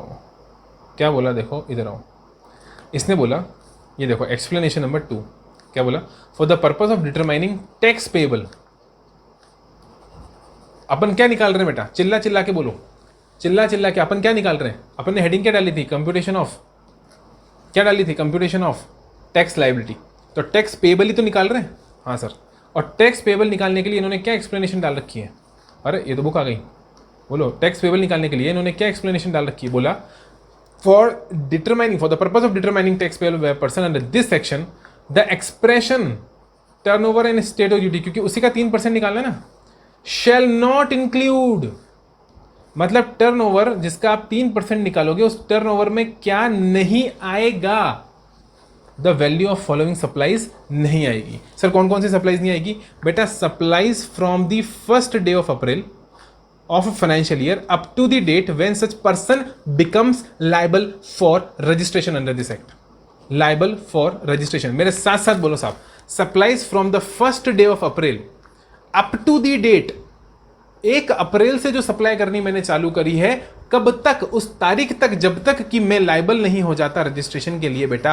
और वो तारीख होती है जिस तारीख को मेरा टर्नओवर 20 लाख को क्रॉस कर जाएगा, क्योंकि 20 लाख ही वो अमाउंट है जिस अमाउंट को क्रॉस करने के बाद मैं लाइबल हो जाऊंगा। क्या बोला मैंने? क्या बोला मैंने? बोला साहब आपके टर्नओवर इन अ स्टेट और यूटी, क्या बोला? टर्नओवर इन अ स्टेट और यूटी के अंदर क्या नहीं आएगा जब आप टैक्स पेएबल की कंप्यूटेशन करोगे 2A के लिए। जब आप 2A के लिए टैक्स पेबल की कंप्यूटेशन करोगे। बेटा इसका एक सॉलिड और शानदार डायग्राम भी बना रखा है, पर पहले मैं आपको कहां से पढ़ाना चाहता था? पहले मैं आपको पढ़ाना चाहता था बेयर लॉ से, ताकि आपको पता लगे कहां लिखा है साहब। एक्सप्लेनेशन 2 में लिखा है, एक्सप्लेनेशन 2 टू सेक्शन 2A की एक्सप्लेनेशन 2 में ये बात लिखी है। हालांकि इसका डायग्राम बना के दे रखा है, जो मेन चार्ट है उसी में डायग्राम डाल रखा है, दिखा दूंगा। लेकिन अभी फॉर द टाइमिंग आपको समझना जरूरी है कि टर्नओवर एंड स्टेट ड्यूटी में क्या नहीं आएगा साहब। दो चीजें नहीं आएगी। एक तो साहब वो इंटरेस्ट की पंचायती नहीं आएगी, entry number 27 of notification number 12/2017, ये चीज नहीं आएगी। और क्या नहीं आएगा? बोला फर्स्ट सप्लाईज नहीं आएंगी। इसको प्यार से बोलता हूं मैं बेटा, फर्स्ट सप्लाईज। क्या बोलता हूं? First supplies. फर्स्ट सप्लाईज का मतलब वो पहली 20 लाख की सप्लाई। एक बात बताओ, 20 लाख पे बेटा अगर टैक्स लगाना होता तो रजिस्ट्रेशन कराने के लिए क्यों बोल रहे हो? फिर बोलो ना, फिर आप रजिस्ट्रेशन कराने के लिए 20 लाख की लिमिट क्यों दे रहे हो? तो जब 20 लाख तक भाई मुझे आज़ादी है कि मुझे रजिस्ट्रेशन नहीं कराना, मैं अनरजिस्टर्ड रह सकता हूं, तो उस 20 लाख पे क्यों टैक्स लगा रहे हो?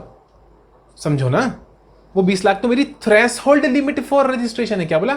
Threshold limit for registration. और अगर वो मेरी थ्रेशहोल्ड लिमिट फॉर रजिस्ट्रेशन है मालिक, तो उसमें क्यों टैक्स लगा रहे हो? गलत है कि नहीं है?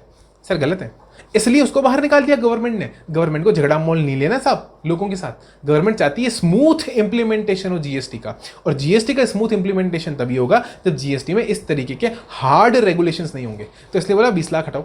ओके, अब 20 लाख के ऊपर कहां तक? 30 लाख और, क्योंकि 50 लाख के ऊपर तो वैसे ही आप बाहर आ जाओगे। अच्छा सर, हाँ अब समझ में आ गई बात। यानी 20 लाख तक नहीं लगेगा, और 20 लाख के बाद 30 लाख पे 3%। कैलकुलेटर जिंदाबाद। क्या बोला? 30 लाख पे 3% और 3% 6%। यानी एक्चुअल में बेटा आपको 1,80,000 का ही टैक्स देना है मैक्सिमम। मैक्सिमम 1,80 का ही टैक्स लगेगा आप पर, इससे ज्यादा लग ही नहीं सकता। 6 में 6, 6 2 12, 6 3 18। 6% से तीन नहीं 30 लाख पर 1,80,000 का टैक्स मैक्सिमम लगेगा। सर 50 लाख के बाद बेटा 20 लाख तो फर्स्ट सप्लाईज हो गई, फिर 30 लाख आपकी नॉर्मल हो गई जिसके ऊपर आपने टैक्स दिया, ये हो गई 50 लाख। सर वो 20 लाख को काउंट करेंगे क्या यहां पर? हाँ, एग्रीगेट टर्नओवर देखने के लिए 20 लाख काउंट होगा बेटा। एग्रीगेट टर्नओवर में तो पूरा टर्नओवर आएगा ना, उसके लिए तो स्टार्टिंग के 20 लाख वाला भी आएगा। सर समझ में नहीं आ रहा? अब सुनो, अब जिसको समझ में नहीं आया ना उसको डायग्राम से समझ में आएगा। वैसे तो मेरे हिसाब से आगे होगा 100% आप सभी को, लेकिन बेटा डायग्राम दिखाना जरूरी है। बच्चा डायग्राम नहीं देखेगा तो फिर समझेगा कैसे? इधर आओ, फोकस करता हूँ साहब आपके लिए मैं। इस डायग्राम को बहुत ध्यान से देखना, यहाँ पर आपकी सारी समस्याएं दूर हो जाएगी। ये देखो, ये रहा, ये रहा बेटा, ये रहा। ओके सर इसकी सफाई तो करो। हाँ बेटा मैं सफाई ज़रूर कर देता हूँ इसकी, उसको लेकर ऐसा कोई इशू नहीं है। हो गई, काफ़ी हद तक तो हो गई, थोड़ी सी और करनी है सर। हाँ कर दो। एक काम करो, बड़ा वाला ले लेता हूँ, एक बार में सफ़ेद हो जाएगी पूरी, डिलीट। अब कोई दिक्कत नहीं सर? ध्यान से मेरी बात को सुनना, ध्यान से इस डायग्राम को देखना बेटा। 1 अप्रैल से ये 20 लाख तक बेटा एक होता है एग्रीगेट टर्नओवर जो एलिजिबिलिटी चेक करने के काम आएगा। क्या बोला? एक होता है एग्रीगेट टर्नओवर जो क्या चेक करने के काम आएगा बेटा? एलिजिबिलिटी। क्या चेक काम कर? एलिजिबिलिटी चेक करने क्या काम आएगा? एलिजिबिलिटी चेक करने के काम आएगा। ये देखो एलिजिबिलिटी, हाँ क्या ना? हाँ, और वो होता है एग्रीगेट टर्नओवर। एग्रीगेट टर्नओवर मतलब बेटा पहली तारीख से है। आज पहली तारीख है, पहली तारीख से देखो, पहली तारीख से वो आपके काम आएगा 31st पूरा साल। इसको बोलते हैं aggregate turnover of the preceding financial year. जो बेटा 50 लाख से क्या होना चाहिए? कम। प्रीसीडिंग फाइनेंशियल ईयर में भी और इस फाइनेंशियल ईयर में भी 50 लाख तक ही सप्लाई कर सकते हैं 2A के अंदर। 50 लाख से बाहर निकलते ही आप 9(1) में आ जाओगे। ओके, लेकिन बेटा टर्नओवर इन स्टेट और UT for the purpose of payment of tax, इसको काट दो 2 मिनट, आप इसको काट दो, इसकी बात नहीं चल रही अभी। For the purpose of payment of tax यहां से चालू होगा बेटा, यहां से। ये 20 लाख के ऊपर जो 30 लाख है बेटा, 30 लाख उसकी बात होगी। ये 75 और 150 को भी काट दो बेटा, ये गलत है, ये गलत है, इसको सही कर देंगे बेटा आने वाले डायग्राम के अंदर। ये 50 लाख में यहां बात कर रहा हूं मैं, यहां बात कर चल रहा हूं। ये एक्चुअली जो था ना बेटा, ये डायग्राम पूरा कंप्यूट कर उसके लिए बनाया हुआ था, सबसेक्शन 1 और 2 के लिए भी बनाया हुआ था। हालांकि मैं अभी 2A की बात कर रहा हूँ। अगर आप सबसेक्शन 1 और सबसेक्शन नंबर 2 की बात करोगे ना, तो वहाँ आपको भी पता है स्पेशल कैटेगरी हो तो 75 और नॉर्मल हो तो 150। सर उधर भी स्टार्टिंग के 20 लाख पे नहीं लगता क्या? अरे हाँ नहीं लगता, उधर भी नहीं लगता, क्योंकि बेटा वहाँ रजिस्ट्रेशन ही कब लेते हो? 20 लाख के बाद। तो मैं वही तो समझा रहा हूँ, वॉलंटरी रजिस्ट्रेशन की बात नहीं कर रहा हूँ मैं। जो नॉर्मल रजिस्ट्रेशन के लिए आया बेटा उसके लिए 20 लाख की लिमिट गवर्नमेंट ने दे रखी है, 20 लाख तक टैक्स नहीं लगता।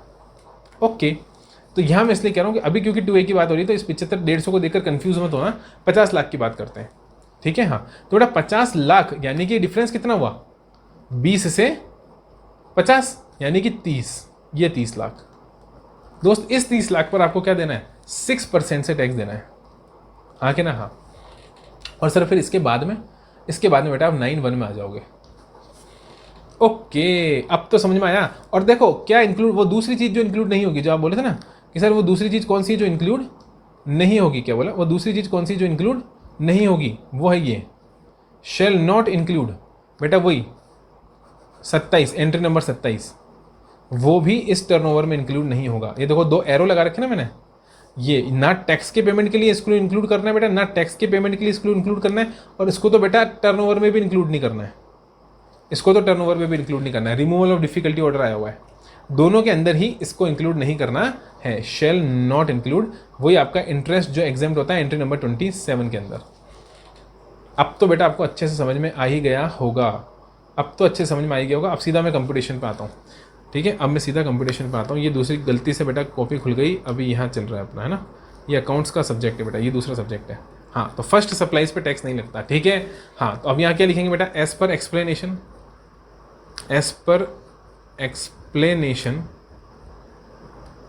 To subsection 2A of section 10, final के बच्चों ना बेटा। हाँ, ये मत ध्यान रखना, आप इंटर में नहीं हो, फाइनल में आ गए। यहाँ पर पूरा साहब गणित लगानी पड़ेगी। As per explanation number 2 to subsection 2A of section 10 of the CGST act 2017, of the CGST act 2017, the supplies from, क्या बोला, द फॉलोइंग सप्लाईज, मतलब फॉलोइंग तो अब यहाँ लिखने की जरूरत नहीं, आप तो ये बोल सकते हो कि the supplies beginning from, the supplies beginning from first day of April, the supplies beginning from first day of April till the date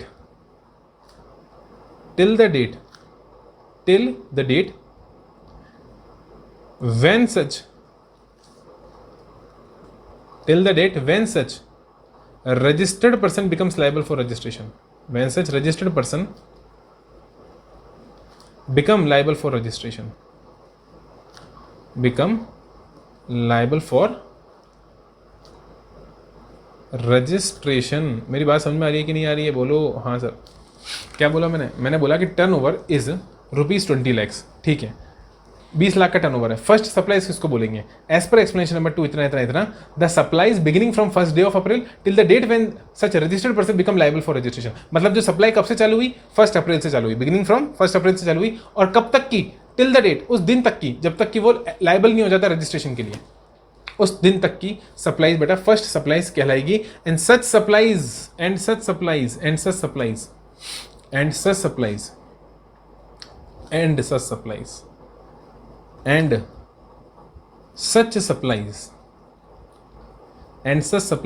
will not be included, क्या बोलूंगा, will not be included, and such supplies will not be included in the, बोलो ना, and such supplies will not be included in the turnover in state or UT, will not be included in the turnover in state or UT for the purpose of computation of tax payable, for the purpose of computation of tax payable. कोई दिक्कत यहां तक, क्या बोला मैंने, and such supplies will not be included in the turnover in state और UT for the purpose of computation of tax payable, and therefore, paragraph change करके लिखेंगे बेटा, therefore in the case of, अपना केस कौन सा बेटा, uncle जी का नाम क्या है अपने केस में, वरुण एंड एसोसिएट्स, है ना, जहां तक मुझे आने, वरुण है कि वरुण एंड एसोसिएट्स है, बोलो, अरे खुल जा, वरुण एंड अरुण एसोसिएट्स, ठीक है, ठीक है ठीक है ठीक है, फटाफट से नाम देख लिया मैंने। हाँ फटाफट नीचे आ जाओ। क्या बोला? Therefore Varun and Arun associates, Arun associates, therefore Varun and Arun Associates is not, therefore Varun and Arun Associates is not liable to pay, and therefore Varun and Arun Associates is not liable to pay tax, is not liable to pay tax in respect of first supplies, in respect of above inverted coma के अंदर बेटा, double inverted coma, first supply, जिसको मैंने प्यार से क्या बोला था? फर्स्ट सप्लाईज बोला था। बोलो हाँ के ना? हाँ सर, सिंपल सी बात थी बेटा। और आई होप बेटा ये बात आपको बहुत अच्छे से समझ में आ गई हो। मेरे को तो आ गई सर। फर्स्ट सप्लाईज मैंने बताई और फिर मैंने पैराग्राफ चेंज करके लिखा therefore Varun and Arun associates is not liable to pay tax in respect of above first supplies. यानी अबव फर्स्ट सप्लाईज के रेस्पेक्ट में उसको क्या पे करने की जरूरत नहीं है दोस्त? बोलो, उसको टैक्स पे करने की जरूरत बिल्कुल भी नहीं है। परफेक्ट, हाँ सर। अब आगे चले बेटा, ये तो हो गया अप्रैल मई जून। अब क्या है? अप्रैल मई जून के बाद, अप्रैल मई जून के बाद जुलाई अगस्त सितंबर। क्या बोला मैंने? जुलाई अगस्त और सितंबर, ठीक है, ओके बेटा। जुलाई अगस्त सितंबर के अंदर क्या होगा? बोलो, tax payable, tax payable is equals to rupees, computation बता दें साहब ब्रैकेट में? हाँ साहब, 30 लाख पर किस परसेंट से लगेगा बेटा? 18% से। लेकिन 9 और 9 अलग अलग लगेगा, ठीक है ना, 18 से नहीं लगा सकते। तो 9% स्लैश 9% से, तो टैक्स पेबल कितना आ जाएगा? बोलो, CGST और SGST। तो इसको यहाँ से हटाई देते हैं, हेडिंग कर देते हैं इसको। अरे हाँ, अब ठीक है, यस सर। और ये लो मेरा, ये लो, ये टैक्स पेबल हो गया, ये कंप्यूटेशन हो गया। और अब लिखते हैं बेटा CGST और SGST इज इक्वल्स टू ये मेन इज इक्वल्स टू हो गया, ओके। तो बेटा कितना आ जाएगा? 90,000 और 90,000, ठीक है। एक सेकेंड,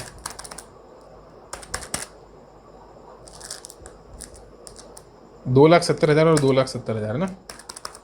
क्योंकि बेटा एक सेकेंड, यहाँ तो रेट बेटा 9% का कहाँ से आ गया? पागल हो गए क्या? यहाँ तो 3% ही रहेगा ना। हाँ सर, हम नहीं, आप पागल हो गए, सॉरी, गलती से 9% आ गया दोस्त, मुझे को क्वेश्चन याद रह गया। तो डोंट वरी, यहाँ पर बेटा 3% यानी 90,000 मैंने कहा ना। यहाँ पर बेटा क्या हो जाएगा? 90,000 और रुपीज़ 90,000। कोई दिक्कत नहीं साहब, यहाँ कोई दिक्कत नहीं। और फिर लास्ट जो क्वार्टर आएगा ना बेटा, वहाँ खेल असली आएगा, वहाँ असली खेल आएगा। और वहाँ खेल आएगा बेटा ये वाला थर्ड केस, अप्रैल मई जून जुलाई अगस्त सितंबर अक्टूबर नवंबर दिसंबर। ये जो लास्ट क्वार्टर आएगा बेटा, इस लास्ट क्वार्टर में क्या करेंगे अपन? कंप्यूटेशन करेंगे। और यहाँ पर बेटा क्या लिखेंगे कि since the turnover of Varun and Arun Associates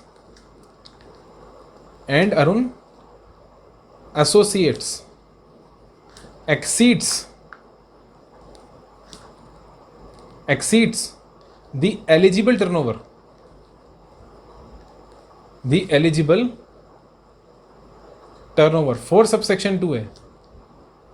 for subsection 2A, that is rupees 50 lakhs, that is rupees 50 lakhs, that is rupees 50 lakhs. Since the turnover of Varun and Arun Associates exceeds the eligible turnover for subsection number 2, that is 50 lakhs, they are no more eligible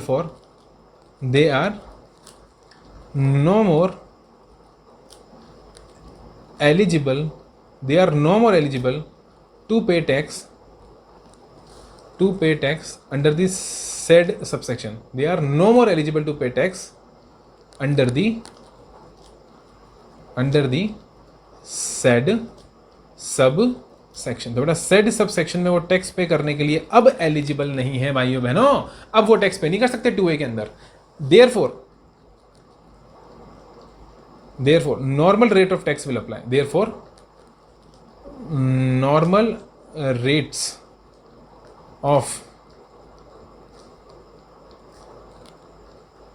tax, normal rates of tax will apply on their supplies as per section 9 subsection 1 computation। बेटा इसके बाद में कितने का turnover किया था याद है आपको? पहले 20 का था, फिर 30 का था, ये 50 हो गया। हाँ अब बाहर निकल गए। हाँ अब कितने का और ऊपर किया था लास्ट क्वार्टर के अंदर, बताओगे मेरे को? बताओ फटाफट। इसके बाद कितने का किया था? अरे खुल जा भाई। इसके बाद 20 लाख का और किया था दोस्त। तो उस हिसाब से क्या होगा? उस हिसाब से ऑटोमेटिकली 20 लाख के ऊपर जो टैक्स लग के निकलेगा दोस्त, वो लग के निकलेगा आपका CGST और SGST। तो बेटा 20 लाख के ऊपर आपका 9% से रेट लगेगा, और फिर आपके बेटा 20 लाख के ऊपर 9% से और रेट लगेगा, क्योंकि है तो इंट्रा स्टेट ही। अकॉर्डिंगली बेटा ये होता है आपका 1,80,000 और 1,80,000, 1,80,000 और 1,80,000। बोलो कोई दिक्कत नहीं साहब? तो टोटल भी चेक कर लें एक बार। 20 लाख पे अगर 18% लगता है तो 360 लगता है, 360 माइनस 180 तो 180। कोई दिक्कत नहीं सर, कोई दिक्कत नहीं है। तो बेटा ये आपका नॉर्मल टैक्स लगकर चलेगा। इसी के साथ मालिक ये क्वेश्चन आपका कंप्लीट हो जाता है। बेटा लेक्चर बड़ा हो गया होगा, इसमें कोई दो राय नहीं। 1.5 घंटा लगभग अपन को लग गया, 1 घंटा 25 मिनट। लेकिन बेटा ईमानदारी से बताना आपको समझ में आया कि नहीं आया। मेरा पर्पज़ यहाँ पर बेटा रिविजन कराना है क्वेश्चन के साथ। अगर मैं क्वेश्चन सॉल्व करवा रहा हूँ, हाथ से लिखवा रहा हूँ, ये ज़्यादा इंपॉर्टेंट है। इस 1 घंटे 25 मिनट में साहब लगभग कंपोजिशन पूरा निपटा दिया। अब ये भी तो देखो, पूरा कंपोजिशन रिवाइज कर लिया अपन ने। जो मेन है वही, जो अमेंडमेंट है, जहां से हाई प्रोबेबिलिटी है क्वेश्चन को आने की। आपने सबसेक्शन 1 देख लिया, सबसेक्शन नंबर 2 देख लिया, कुछ कंडीशंस भी देख ली, मैंने आपको चार्ट भी दिखा दिया। और अगर पूरा कंपोजिशन रिवाइज करना है तो सब अमेंडमेंट के अंदर मैंने पूरा पढ़ा रखा है। वहां पर लगभग 1.5 घंटे के अंदर पूरा कंपोजिशन रिवाइज करेंगे, लेकिन वहां क्वेश्चन सॉल्व नहीं होगा, वहां सिर्फ छोटे छोटे एग्जाम्पल करेंगे। यहां पर एक बड़ा question, integrated question, case based question अपन ने सॉल्व कर लिया। हालांकि ज्यादा बातें नहीं करूंगा वरना वीडियो और बड़ा हो जाएगा दोस्तों। आप लोगों को लगेगा साहब और सर का टाइम खराब हमने कर दिया। नहीं, मेरा टाइम खराब नहीं, मैंने आपका टाइम खराब कर दिया। ठीक है बेटा? तो टिल देन पढ़ते रहो, आराम से पढ़ते रहो, टेंशन नहीं लेनी दोस्त। मैं फिर कह रहा हूँ, 1 रुपए की एक चिल्लर टेंशन मत लेना। जैसे ही टेंशन हो मुझे फ़ोन कर लेना और कहना सर टेंशन हो रही है, मैं आपसे बात करके आपकी टेंशन दूर कर दूंगा। ठीक है सर? आपका नंबर कहाँ पर है बेटा? लिंक के डिस्क्रिप्शन के अंदर, हाँ वो डिस्क्रिप्शन बोलते हैं ना उसको, डिस्क्रिप्शन के अंदर लिंक दे रखा है। उसमें हमारा व्हाट्सएप ग्रुप है, उस व्हाट्सएप ग्रुप को आप ज्वाइन कर लो मेरे मालिक। कोई फालतू का मैसेज वहां पर नहीं आता, कोई स्पैमिंग हम लोग नहीं करते हैं, सिर्फ जीएसटी के ऊपर डिस्कशन करते हैं, बच्चों की क्वेरीज सॉल्व करते हैं, अपडेट्स वगैरह होती है तो वो डालते हैं। वहां पर बेटा आपको मेरा नंबर मिल जाएगा। ठीक है बेटा? तो till then bye bye, tata, see you. कोई टेंशन मत लेना, अपन है ना साहब? ठीक है, बाय। पढ़ते रहो और बस पढ़ते रहो और प्रभु को याद करते रहो। ठीक है? भगवान को याद करना दोस्त, सुबह शाम रात जब टाइम मिले भगवान को याद कर लिया करो, वही पास करवाएंगे साहब। ठीक है? बहुत सारी बातें हो गई, चलो बेटा bye bye bye bye bye.